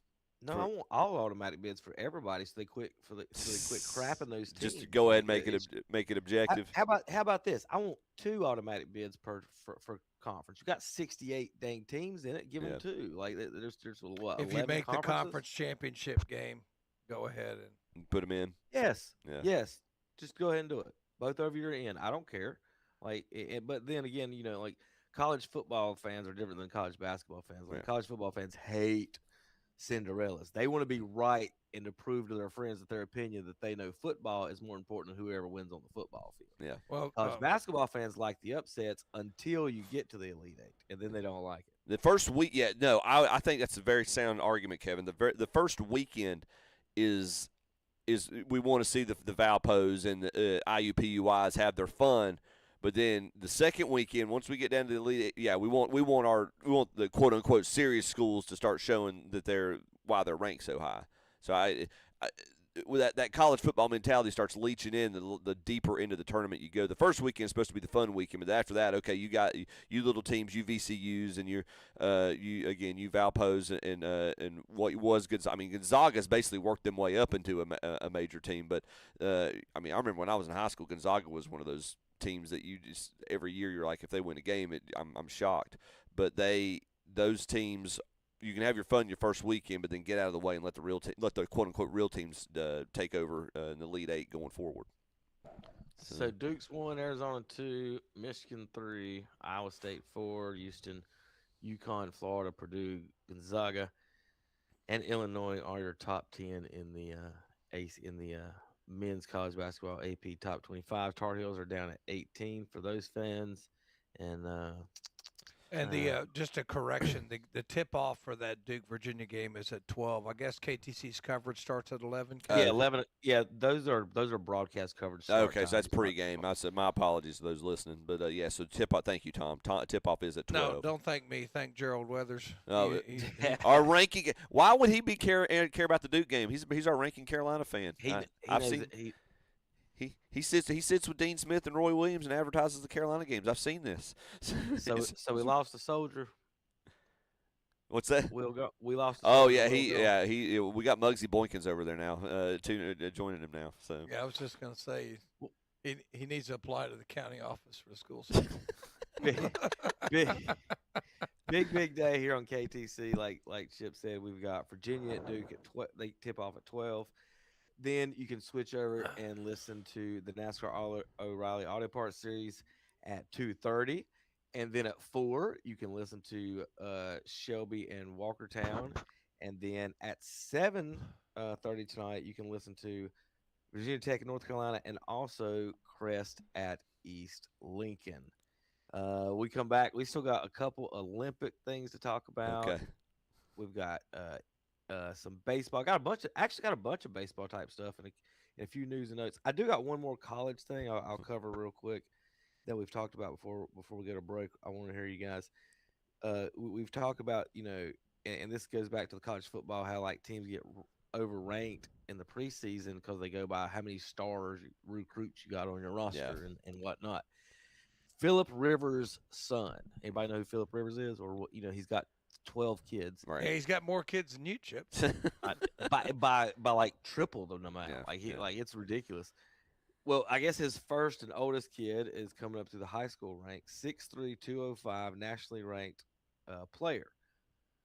So in January, he was ranked 87th overall, 89th overall, 90th overall when he was being recruited by the major schools, Alabama, Ohio State, and whatnot.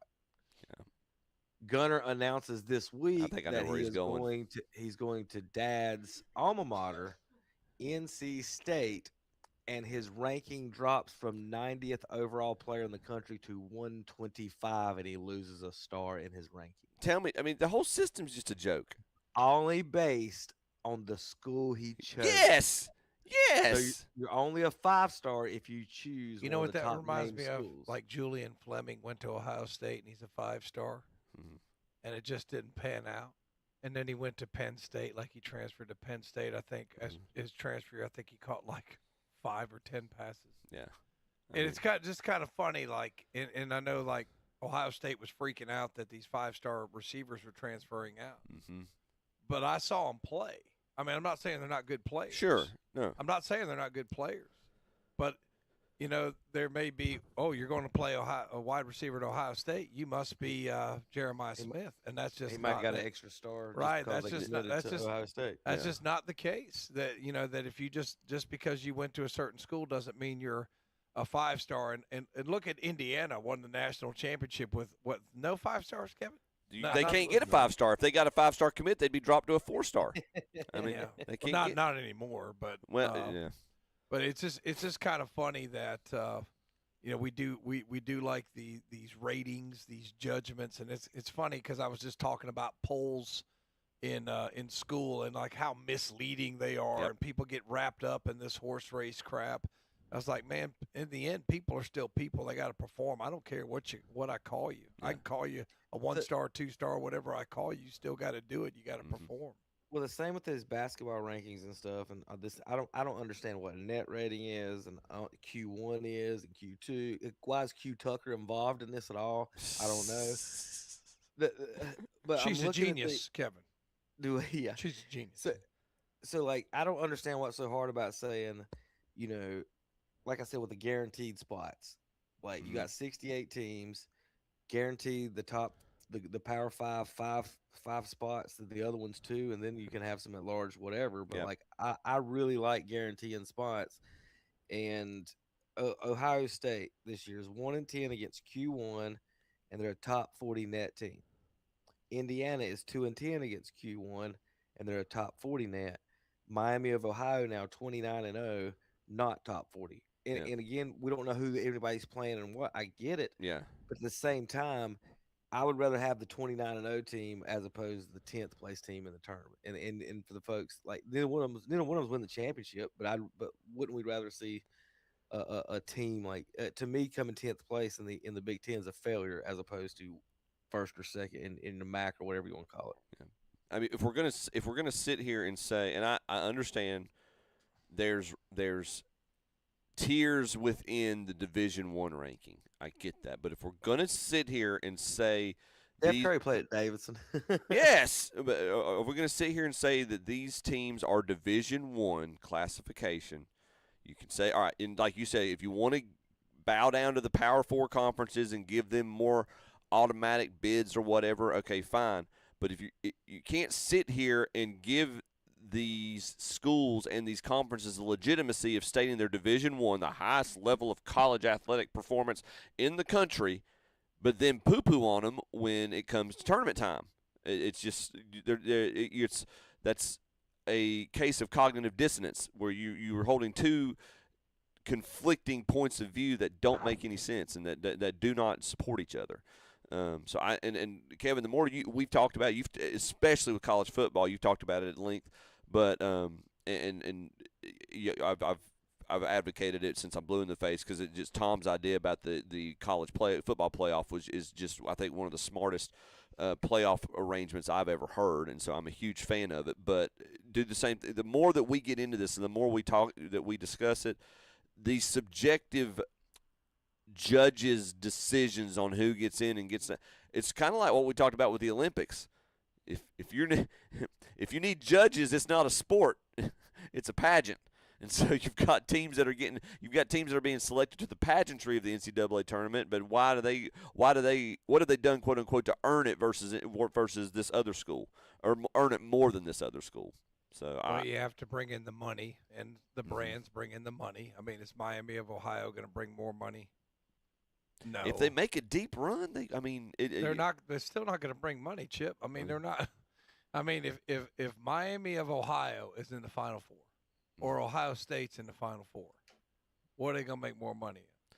You see what I mean? I mean, they're just going to make more money if it's a larger fan. But we all know this in those first round games. I mean, I know that all the gamblers out there. Okay, Miami versus Ohio versus I don't know Clemson or somebody in the first round. Yeah. But the attention and then Ohio State's on. Well, the bigger advertisers are going to advertise during that game. If it's Miami, Ohio versus St. Bonaventure. Is there an argument? It's just the way it is. And the inherent, yes, I agree with that, Tom. Inherently, those larger fan bases, by default, they know they're going to have a good tune in, or a larger number of folks that they know are committed to tune in.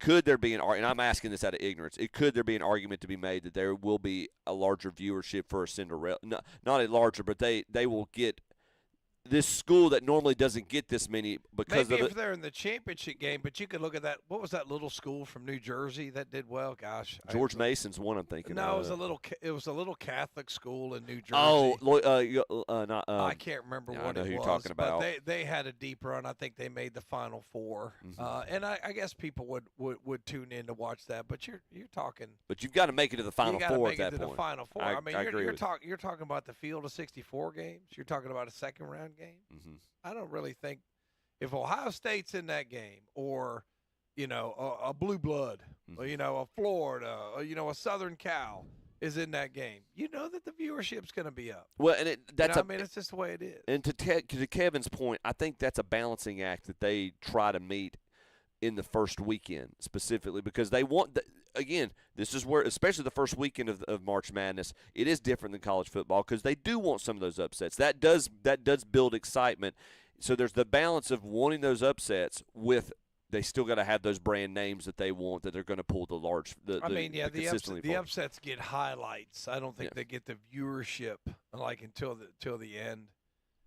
When didn't G-Dub upset a number one seed? Didn't they upset Virginia one year? No, they led them at halftime. That was the year Virginia won the national championship. Oh, okay, we led them at halftime in the first led them at round, but halftime, then But didn't Gardner-Webb win a big first round game one year? Not upset somebody? They not in the tournament. The women have made it twice. The guys only made it that one year so far. Okay, since they've gone D1. And I mean, it's good storylines versus in the end. The biggest joke is the NCAA is a nonprofit organization. That's hilarious. That's the biggest joke in the country, and everybody knows that. So they're the powers that be, the elitists. Kevin, it's kind of funny. Kevin's inspired me to. I probably use the word elite too many times in my class now, because we talk about the Electoral College was elitist, and originally the Senate was more elitist, and things like that. And they actually remember it. And I actually bring up the college football playoff, and some of the kids that follow say, "Oh yeah, this guys get in a little room, make the decision that aren't elected." Bingo. That's what makes it elitist. So the elites are going to get in a little room, and everybody's going to tune in on Sunday, and then we're going to fight and argue over who the 42nd best team in the country is, which Kevin's right. It's just stupid. But people's jobs suck, so they need a distraction. So they can be mad at something else to vent their anger. They can be mad at these committees. The NCAA can stupid decisions. The NCAA has to blame nobody but themselves for their own demise. 68 teams get in, right? Yes. So we got 5, this year. We got 5 power conferences, right? So what I would say is, however many, say you got 16 of these other conferences that get automatic bid, that leaves X number from the other conferences, 68 minus 16, doing that in my head. What is that, 52? So if you got 52 teams left, just divide those up amongst the Power 5 conferences based on where they finished in the conference. Get rid of these stupid conference tournaments. Nobody cares anymore. These are already it was fun back in the 80s and 90s, but they've ruined it. They've ruined college basketball with the one and dones. Nobody follows it like they used to. If it wasn't for gambling apps, people wouldn't follow it like they used to. So just get rid of these conference tournaments. Just start just pick the top 6 from the Power 5s, and then all the little Cinderellas who won theirs, and let's go. There's 31 D1 conferences right now. 31? 3, 4. So there's 31 automatic bids, right? Kevin, is that right? I don't know. There's 11. There's only like 11 in football. I was getting ready to say there can't be that. Maybe there are in basketball, but say it's 31. 68 minus 31 is 37. So with your Power 5 conferences, what's that leave? I'm counting 31 right now. That leaves 7 teams. Take the top 7 ACC, top 7 Big Ten, top 7 whatever, your Power 5s. Boom, let's go. And we're done. Or you could say the top 2 from the little conferences and the top 5 from the Power 5. There are 31 automatic bids for the NCAA tournament. They're awarded to the top to the 31 Division I. Just figure out, just math the math. Okay, you're in these conferences, or you do it even better than that. just okay, the champions get in, or just say the top 4, and then seed them from there. We talked about it 2 years ago when State was making that run in the ACC tournament, and we sat there and they had a very lackluster regular season, and they went on that run, and we were sitting here Saturday morning talking about the national champion or the conference championship game. We're like, we don't know if they're going to win or not, and we all were kind of like, they should get into the tournament anyway. I mean, they got to the ACC championship game, for crying out loud. I mean, that's to your point. If you make it to the championship game, you shouldn't have to making a run like that and especially in a blue blood conference like the ACC. Why does that already seem like it was 100 years ago? I know, right? Well, that blows my mind. There's 31 automatic qualifiers. What blows my mind about that, Kevin, is that there's only 31. To your point, we got 37 at-large bids. You know what I say? Figure out one more, go to 32. Everybody else go to the NIT like they used to. Yeah. And we're done.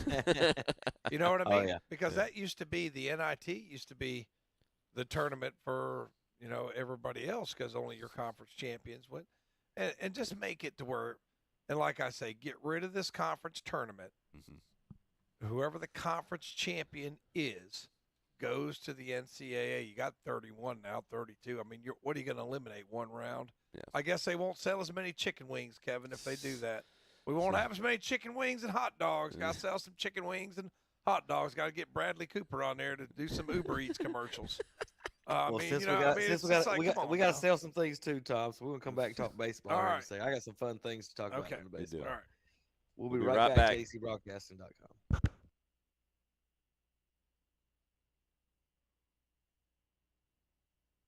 Ron and Jeffrey the Pie Owens this Saturday, February 28th from 10 a.m. till 2 p.m. for a live radio broadcast at Shelby Honda and Shelby Kia. We'll have free world-famous City Lunch hot dogs, chips, and soft drinks. And register to win some great prizes, including free Charlotte Hornet tickets, movies, free rounds of golf at Woodbridge Golf Course, KTC Broadcasting t-shirts, free meals from Jam & J's Pizza, and more. Plus, check out the great deals. 0% APR financing on selected models for 60 months. And remember, you can purchase any vehicle for one thin dime down. And find out how you could win a car. See Shelby Honda and Shelby Kia for all the details. Shelby Honda and Shelby Kia, 4421 East Dixon Boulevard, Highway 74 East in Shelby, right below the Cleveland Mall. See us this Saturday, February 28th, 10 a.m. to 2 p.m. for a live radio broadcast. Y'all come. It'll be fun. The time is now, right now. Get to Today's Pro in Shelby and get ready for the cold winter weather ahead. Check out the line of gas logs. Today's Pro has a great selection to choose from. Plus, they'll install them in your home.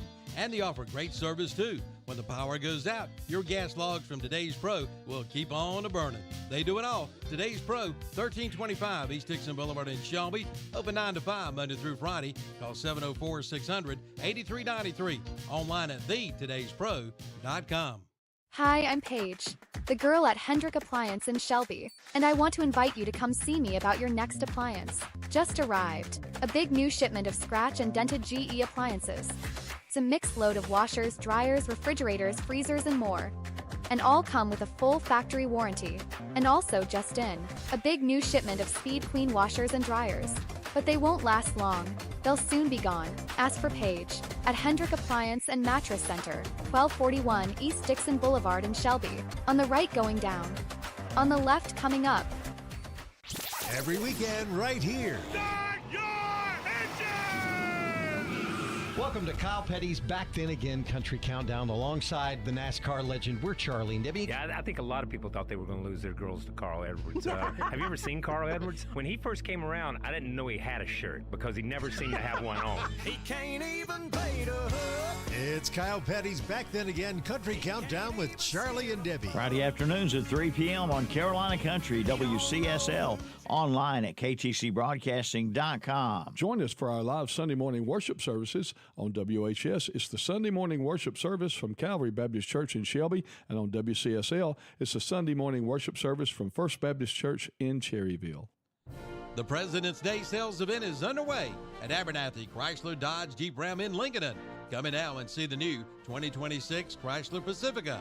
Take advantage of $3,500 total cash allowance or finance and get 3.9% APR financing for 72 months. The new 2026 Chrysler Pacifica. It's America's best-selling minivan. All during the President's Day sales event at Abernathy Chrysler Dodge Jeep Ram, 1442 East Main Street in Lincoln. And we're back with Chip, Tom, and Kevin. Thank you, JP. Yes, indeed. Welcome back, ladies and gentlemen, to Shock Joxx Saturday Morning Sports Talk. Tom Cinefani. That's amusing when you have the talk to text keyed into your phone and you start talking on a broadcast and your phone text message starts filling up. So welcome back, ladies and gentlemen. Kevin Hastings, Tom Cinefani, Muggsy Boykins. Funny story.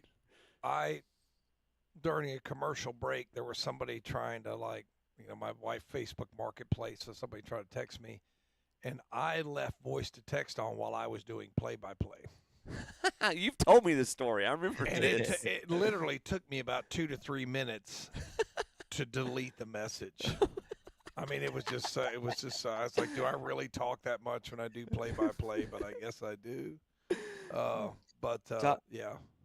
Tom, this is I meant to do this in the last break, guys, since you were talking about elitism and the conferences and how they feel. Chip, being a Tar Heel fan, I know a lot of Tar Heel fans feel the same way. I'm about to read this. Carolina deserves a coach that has them in contention for number 1 seeds, Final Fours, and national championships every year. Hubert Davis may be a nice guy, but he's not the right man to be coaching Carolina basketball. Now, real quick, Hubert has more wins in his first 4 years than any coach in North Carolina basketball history. Yep. That's Dean, that's Roy, that's Frank McGuire. That's all of them in front of Dean. So the thing about it is, what I was getting at with that one, Chip, that's how teams of elitist universities feel, is that Carolina deserves a coach that has them in the contention every year. I'm going to make this clear, Chip, as someone who went to Gardner-Webb and Tom, UNC Charlotte. Your school does not deserve to be in contention for nothing. You got to earn it. Ever. Got to earn it. Ever. Just because you have Ohio State or Carolina or New Jersey does not mean you deserve 5-star players and to be a national contender. Is Ohio State ranked in top 25 basketball this year, Tom? No, they got drubbed by Iowa in the last game. They're 17 and 11. That rotates, but like the Carolina and the Duke people, and I said Duke was going to die when Coach K was done, and it'll happen at some point because they're not going to have. They're living off ESPN money, basically paying their NIL stuff, which probably needs to be investigated more than anything. Yeah. Is that all their games are on ESPN? They don't play road games at all. How are they still making money and paying these kids, Tom, in Durham, North Carolina? What big corporations paying these guys? Because who wants to play at Duke? Come on. In that little small trashy stadium, I don't think so. Like there's a lot of fishiness going on that, but you don't have a right to be be in the Final Four every year. I'm sorry, Carolina fans, and I know you'll never want to hear this, Tom. It's like the Shelby fans of football. If your school never wins another championship, it will be okay.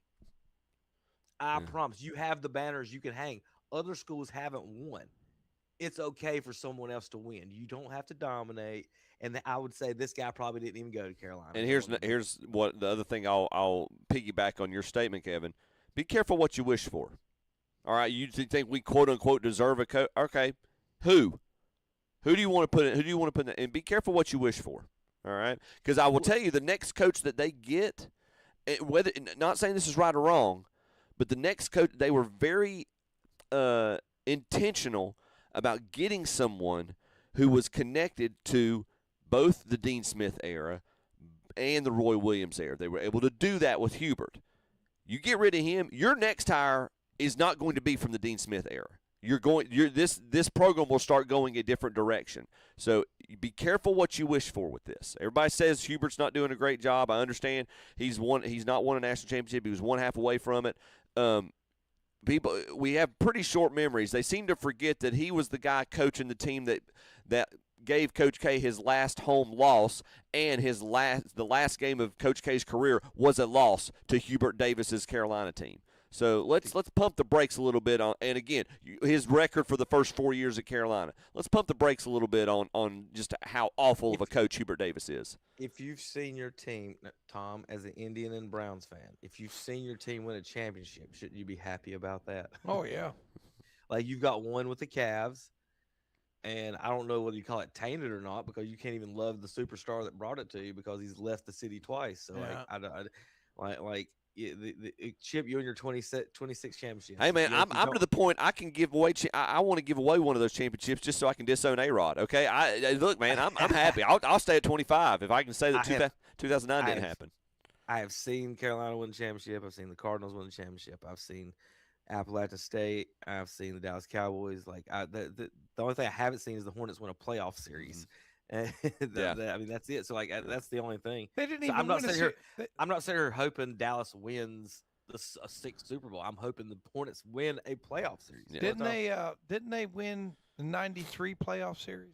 And that's how long it's been since they won a playoff series. Yeah, it was '93. I think when they had Mourning and Larry Johnson, they did win one playoffs. So they've only won one playoff series in their history. Yes, right. They advanced the second round and got beat by Jordan's Bulls in the '92. Wow. Championship season. A lot of teams ran into that buzzsaw for the 90s. All right, so let's skip over to our baseball like I was going to, and then because I got some rules, some announcements, all kinds of fun things kind of to touch on. I know it's not baseball season, but they're talking about a salary cap and floor now. The projected salary floor would be about $150 million, which right now 10 teams are under that threshold as far as the floor is. Vegas, Milwaukee, Pittsburgh. And I didn't know this until I saw this chart. And they used to be a top 10 spending team, or top 12 at least. St. Louis? St. Louis is now 23rd in spending. I told you guys when we visited, the city looked terrible. When I went in the past, from my ages of 25 and under, every time I went, it was almost like a tourist city. Like it was bustling, people everywhere. When we went last time, man, it was ghost town, gangs everywhere. I mean, it was homeless everywhere. And now they're down to 23rd in spending. The owners say they don't want to spend. They said they're not going to spend any money that the fans don't. If the fans aren't coming for buying tickets, they're not spending. That's the money they're going to spend, is what they basically said. They're not spending money, any of the T-shirt, any other money they make on anything else is they're putting in their pockets. They said the fans, if they want a better team, they have to come, and so that's the new owners we have in St. Louis. Yeah, so it's bad there, but the cap is looking at 260 to about 275 million is the cap. Mm-hmm. So you've got a few teams already way over that. And I wonder who. Exactly. Yeah, the New Yorks and LAs of the world. Yep. You just and then basically I don't know how they're going to fix that. This is going to get ugly next offseason. This is going to, or I say ugly. It's going to be not. We will not have at least half a baseball season next year. It might be probably a lockout. Looking at the ABS stuff, we're going to talk about that next week. I do, because I want to show some of the graphics and stuff so Tom can see it. Talking about these umpires. I got to show that one next week too. This old lady talking about your team, Chip. You're gonna like this. Oh, I'm so excited. I wonder if I can play it loud enough. Let's see. About the American League East, who's going to win it? I have great fears of the Skankies because they're loaded. They'll buy their way out of anything. The Skankies. That was an interview of a lady at the Baltimore Orioles game. It's being interviewed for Orioles TV. Lady, you've got one more year where your cheap team can buy their way out of any problems and they refuse to, or I don't want to hear it. All right. Good gosh. All right, here, Tom, the ABS system doesn't consider stance. It is directly based on specific fractions of a player's height. Every team should have gotten their players together to help them understand this, so the teams know, so the players kind of know where their strike zone is. When they can challenge a strike, because they're allowed to challenge strikes now. Right. Yeah. So now we have we have ghost runners at second. Now we have an invisible strike zone that a computer's telling us you're off. I think one guy missed a strikeout. Let's see, Matt Olson Paul Skeens missed by 0.1 of an inch off the plate, Tom. Now, normally as an umpire, a pitcher hitting 0.1 of an inch off the plate is going to be given to him, right? We're going to give more than that. Yeah. That's what I'm saying. So Matt Olson challenged this Paul Skeens fastball. So it is. So now we're going to have even more players looking for walks. Greg Maddux wouldn't be in the Hall of Fame with this. I've been saying that for years, guys. Like it's not. It's with tightening the umpire and then making them doing this. Like it changes a lot. And for you to sit there and say the pitcher can paint that corner like that, Tom, and not get that call. Like I don't know how I feel about that. And then of course the arbitrary, like nipples to knees isn't hard. Yeah.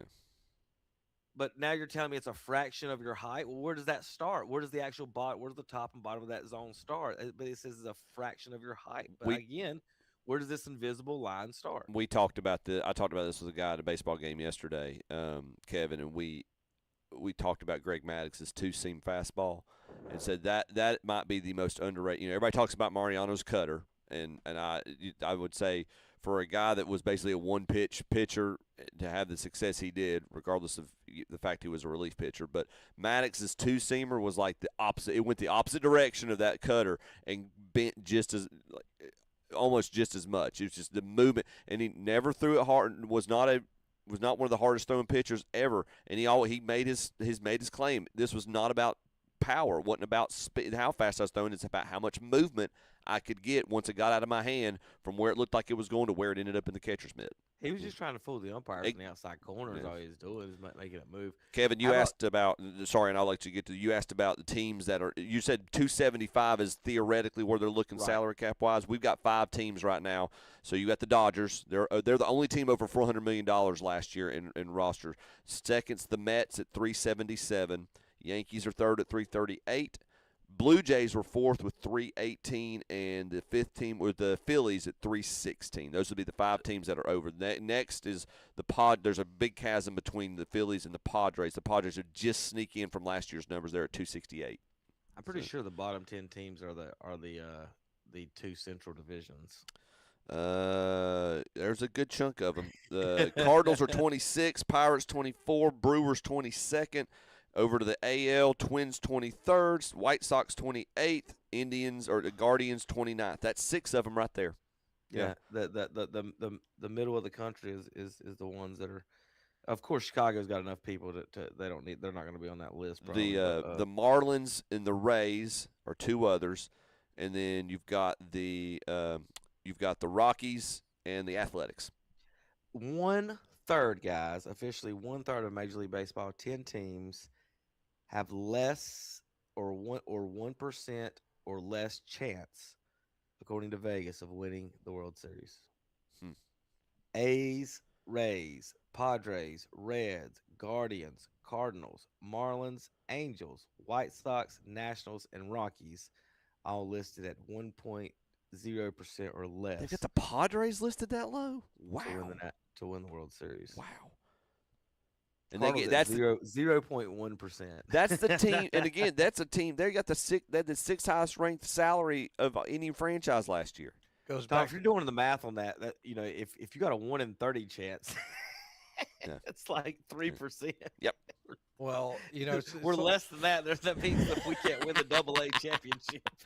It's like you said though. It's okay for somebody else to win every now and then. Mm-hmm. Right. The way they structure it, the way the money is, it's just, I'm a capitalist as much as anybody, but you can see like unregulated makes it boring. Y'all laugh at me all the time, but I'm all for let's do something for competitive. I think the game needs to change anyway, and I would. There's nothing wrong with making it competitive. Look at the NFL. How do you live or pull for a team and be convinced to buy 81 season tickets a year, and you're not being competitive or not going to win? Like, why would you? You just like to drink beer and eat hot dogs. Expensive, for really expensive ones. Yeah. Please buy a hot dog. We got to pay this guy $47 million to strike out 3 times. So buy a $47 hot dog. That's just who's the guy that's never won a playoff series that everybody says is the best? Which guy's that? Trout. Trout. Yeah.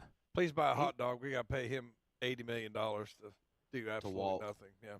To walk.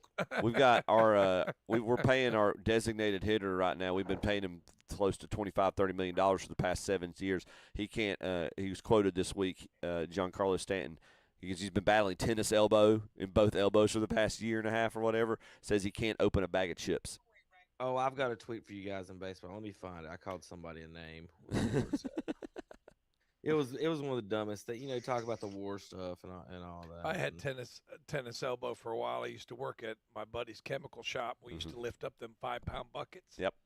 And I tell you, and then I didn't work there for a while, and then I started work, and then it came back. I said, anything that you grip and repetitively move, I was like, that'll get you. But and I'm like, it takes forever to go away. And I don't mean, and I'm sitting there, I'm like, I don't mean to dispute. I'm sure I've never had it, and I'm sure it's very painful. Oh God! But I'm like, you say you can't open a bag of chips. You hit 24 home runs in 77 games last year. It's weird like that.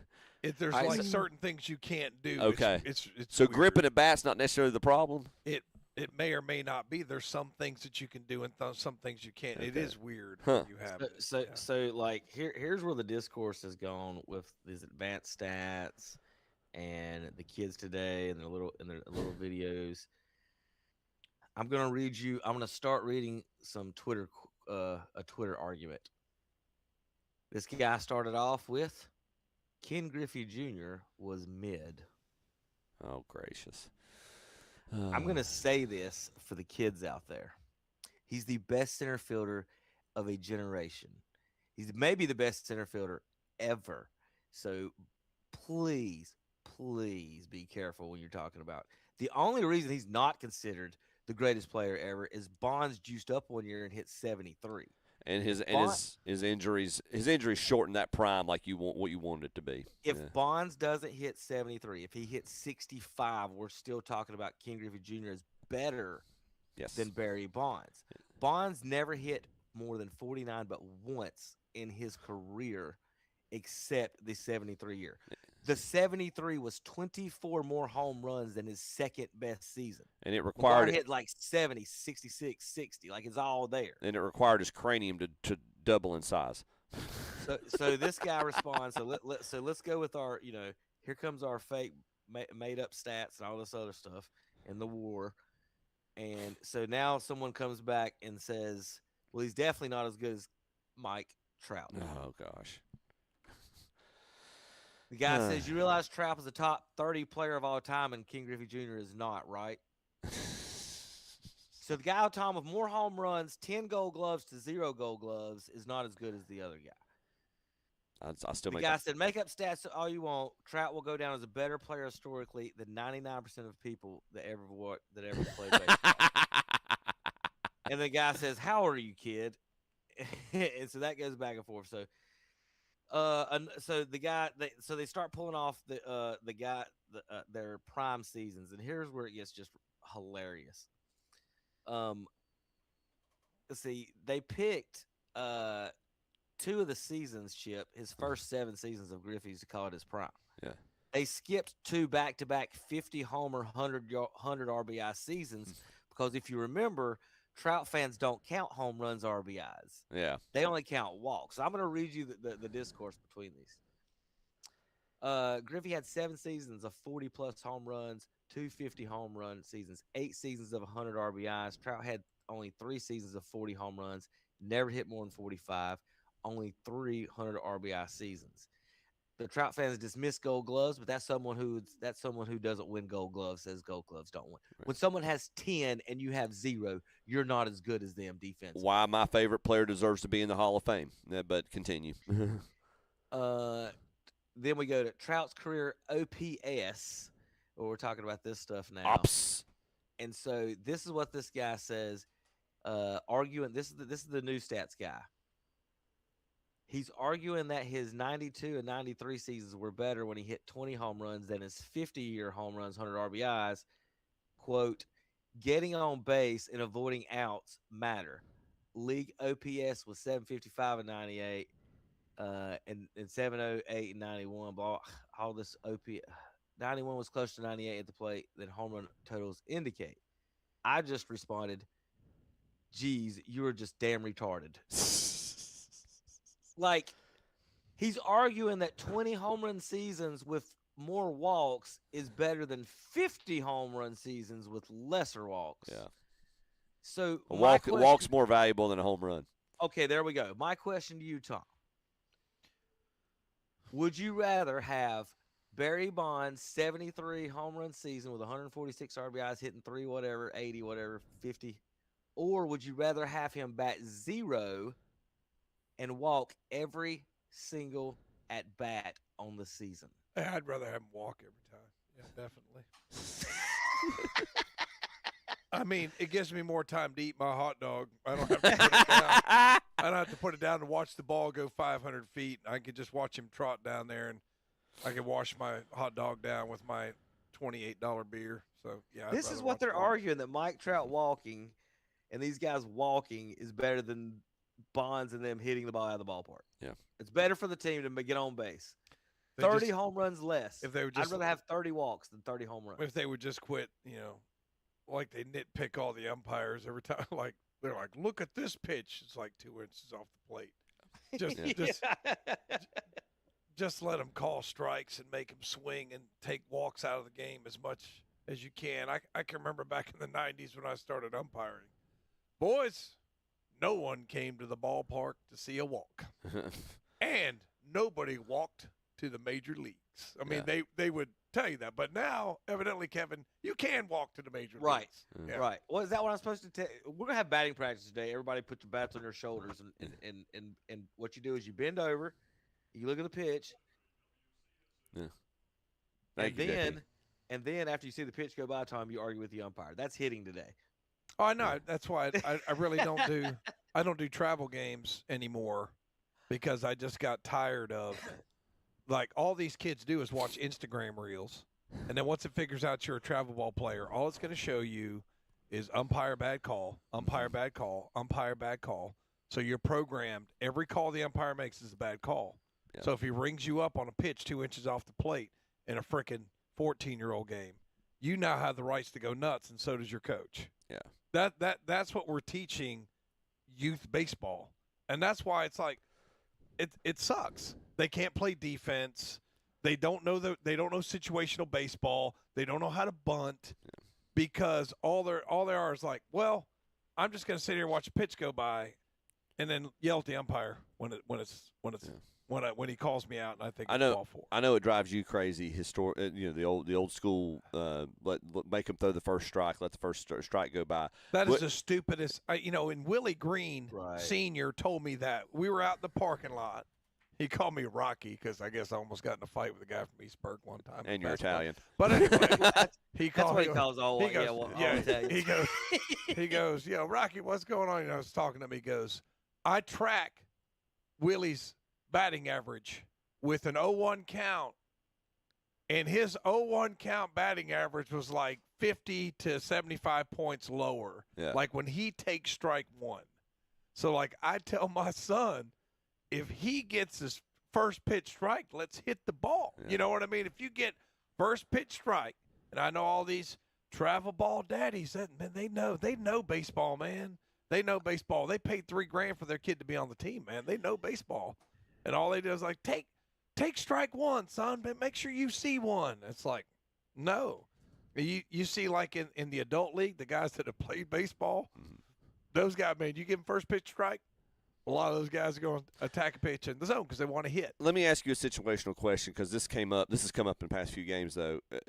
And I get maybe a devil's advocate, depending on a specific situation. You've got a relief pitcher in the game, and they've faced two batters, and let's just say the last at bat they walked the guy on 4 straight. Are you going to make him throw one across the plate first where you're swinging, though? Are you going to make this guy's had a hard time finding the strike zone? I mean, do you want to hit or not? Right. It's a high school. I mean, it's a high school game. Well, it's a high school game. I've also seen a lot of hitters who are getting under the ball doing that, not making good contact. It's a high school game, and you want to win. But if it's the bottom of the 7th and you need a base, maybe. Yeah. But look, man, if it's the middle of the game, I mean, that's a specific scenario. Is why I'm asking that. Okay, he's walked 2. There's guys on first and second. Yeah. So now I know as the hitter, and I'm not really a baseball player. Sure. But he's walked 2. Here I come. He's walked 2 on 8 straight. He's going to try to get one over the plate, Chip. So he might take a little something off, and I might get a 70-mile-an-hour meatball right down the middle. Mm-hmm. Do I want to hit a 2 RBI double, or do I want to walk Right. so my mama can film me and jogging to first base and put it on her Facebook page? Right. I know what I'm going to tell my kid. I'm going to say, Johnny, he goes first pitch down the middle. Right. No, right. Hit it. I'm just hit it. And I'm also making sure he's not lost the plate. If you gonna tell me like I've got a really good hitter like Colby Putnam that was at Burns, Yeah. and the pitcher's throwing 8 straight balls, putting the bat on the and shoulder. there's 2 there, and I'm gonna say, hey man, if you get a first pitch fastball and you can hit it, hit it. Yeah. So I mean that's just the way I think baseball's played. Barry, we'd rather you walk than hit this ball. In I mean, it's just so like when I walk. I'm not saying I want him to walk. I'm just saying, is there an argument to be made about does this pitcher does he even know where the plate is right now? I'm gonna tell you my hitting philosophy. That's what I told my nephew the other day. He's playing JV, and I said if you get to varsity, start getting those 90-mile-per-hour. And Tom knows anybody throwing over 90, you almost have to swing as soon as they let go of the ball. Right, I get you. Like it's so friggin' fast. But I was telling him, I was like, you're gonna get. I said pitchers want to throw a strike first 2 pitches. I said, I promise you. They may nitpick if they're scared of you, but they want to throw a strike first 2 pitches. You are going to see a fastball on either the first or second pitch. Be ready to crush it then. I said, then you can adjust and then you bat. Then you try to get once you get down to the count, or you maybe work a walk or slap shorten your line. swing or something like that. Yeah. But until I got 2 strikes, man, I'm those first 2 pitches, I am sitting dead red fast. I don't care if you throw a curveball. I can either not swing, or I don't care if you even fool me. I am going to be ready to hit those first 2 pitches because I know you want to throw a strike with a fastball. Well, that's Tony Gwynn. I mean, Tony Gwynn was like the first. If it's a 0-1 or 0, or before I get to a 2-strike count, I'm fighting off speed and I'm looking fastball. Once I get to 2 strikes, I'm fighting off fastball, looking off speed. So there's an argument where some will say, I want to see at least 1 pitch to gauge the speed. That's Tom playing of Dustin. That's what he would took first pitch every time, no matter what, to gauge the speed. Didn't matter if it was a 70-mile-per-hour right down the middle. And I'm like, dude, I don't see how you do that. I will say every now and then, my first at bat, if I swung at first pitch, I could kind of regret that if I got out because I didn't see any speed or anything. Yeah. Maybe first at bat, nobody on. You want to see a pitch, gotcha. Whatever. But I'm still saying, if you take that first one and it's a strike, well, this next pitch is going to be a curveball or a slider or something. They're not going to throw you another fastball. You might have just seen your best pitch of the at bat. Hit the ball. I mean, I just don't understand. That's what we're here for. It's just we're here like to hit the ball. Hit the ball. I mean, I just don't.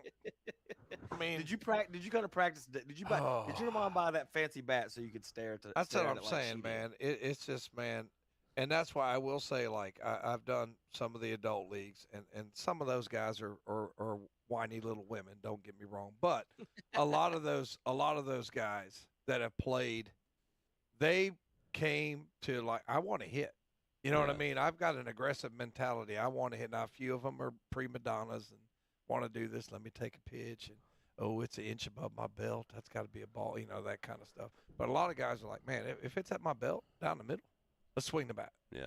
Like that's what I can. Let me swing the bat, circle the bases, and chug a beer. I mean, it's kind of a great thing after you've watched travel ball daddies argue balls and strikes with a college kid umpire because his little Johnny don't want to swing the bat. So that's my 2 cents. Kevin, I had to say this, and I'm probably going to regret this because of the 2. We got 2 more games this weekend. Have you kept up with your alma mater this weekend in their baseball? I thought you were talking about basketball. No. So they came down to Bowling Springs last night, and we went 12 innings with Appalachia State, and actually had a walk-off hit to win Game 1 last night. We one point we got into the we were down 5-4. Gardner Webb scored a run in the bottom of the 9th to tie it up. Neither team scored a run in the 10th or the 11th. Like both teams got runners on base, didn't score. By the 12th inning, I'm looking at people, and I edited our quote. I'm like, please score a run, somebody. Please score a run, somebody. I'm ready to go home. So, but nah, it was a good game. We got 2 more games this week. Today, one today and one tomorrow. So we'll see Well, what if happens. you guys want to wrap it up and give the schedule, we'll get moving here. All right, guys. Well, again, appreciate everybody tuning in. Just a reminder about our schedule. Yeah, we've got a lot of sports taking place on both WHS and WCSL. We kick things off on WHS at 4 p.m. this afternoon. Walkertown travels to Shelby for high school basketball playoffs. We will follow that up at 7:30 p.m. Crest travels to East Lincoln. That will also be on WHS. You'll hear Brent Pasco at both of those games unless he gets in a traffic jam. You'll hear Tom Sinifani at 7:30 at East Lincoln. And so you'll get to tune into both of those. Once the Crest East Lincoln game wraps up, we will join the game in progress ACC matchup North Carolina and Virginia Tech. That's the WOHS schedule. On WCSL, pregame, thank you, Tom, and thank you, Gerald Weathers, 11 a.m. pregame broadcast starts for Duke versus Virginia. That tip-off is at 12 noon. Number 1 in the country versus number 2 in the ACC, Duke and Virginia. That's on 92.9 WCSL. We will follow that up with racing at 2:30, the Focus Health 250. That will be, again, at 2:30 this afternoon on WCSL. We'll wrap things up on WCSL at 7:30. You can see the entirety of the North Carolina-Virginia Tech game on 92.9. Once the Crest East Lincoln game wraps up, you will be able to watch the remaining portion of the North Carolina-Virginia Tech game or listen to it on both WOHS and WCSL. So, all right, and on behalf of Muggsy Will Boykins, who we will not see him next week either, I don't believe he's going to take Kevin's place on site in Charleston. Kevin's going to let us know if Tiger's over at Topgolf here in a little bit. Kevin, go to Topgolf, get you a hot dog basket. Yeah, please buy you a hot dog. Please buy him a hot dog. Get you a hot dog basket. But on behalf of Kevin Hastings, John Prather, Tom Sinifani, Will Boykins, I'm Chip Carter. Thanks for joining us, Shot Joxx. We'll see you next week. KTC Broadcasting.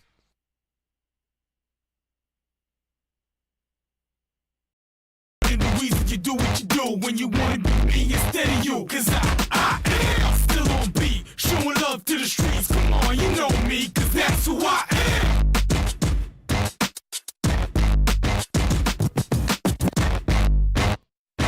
We're going back.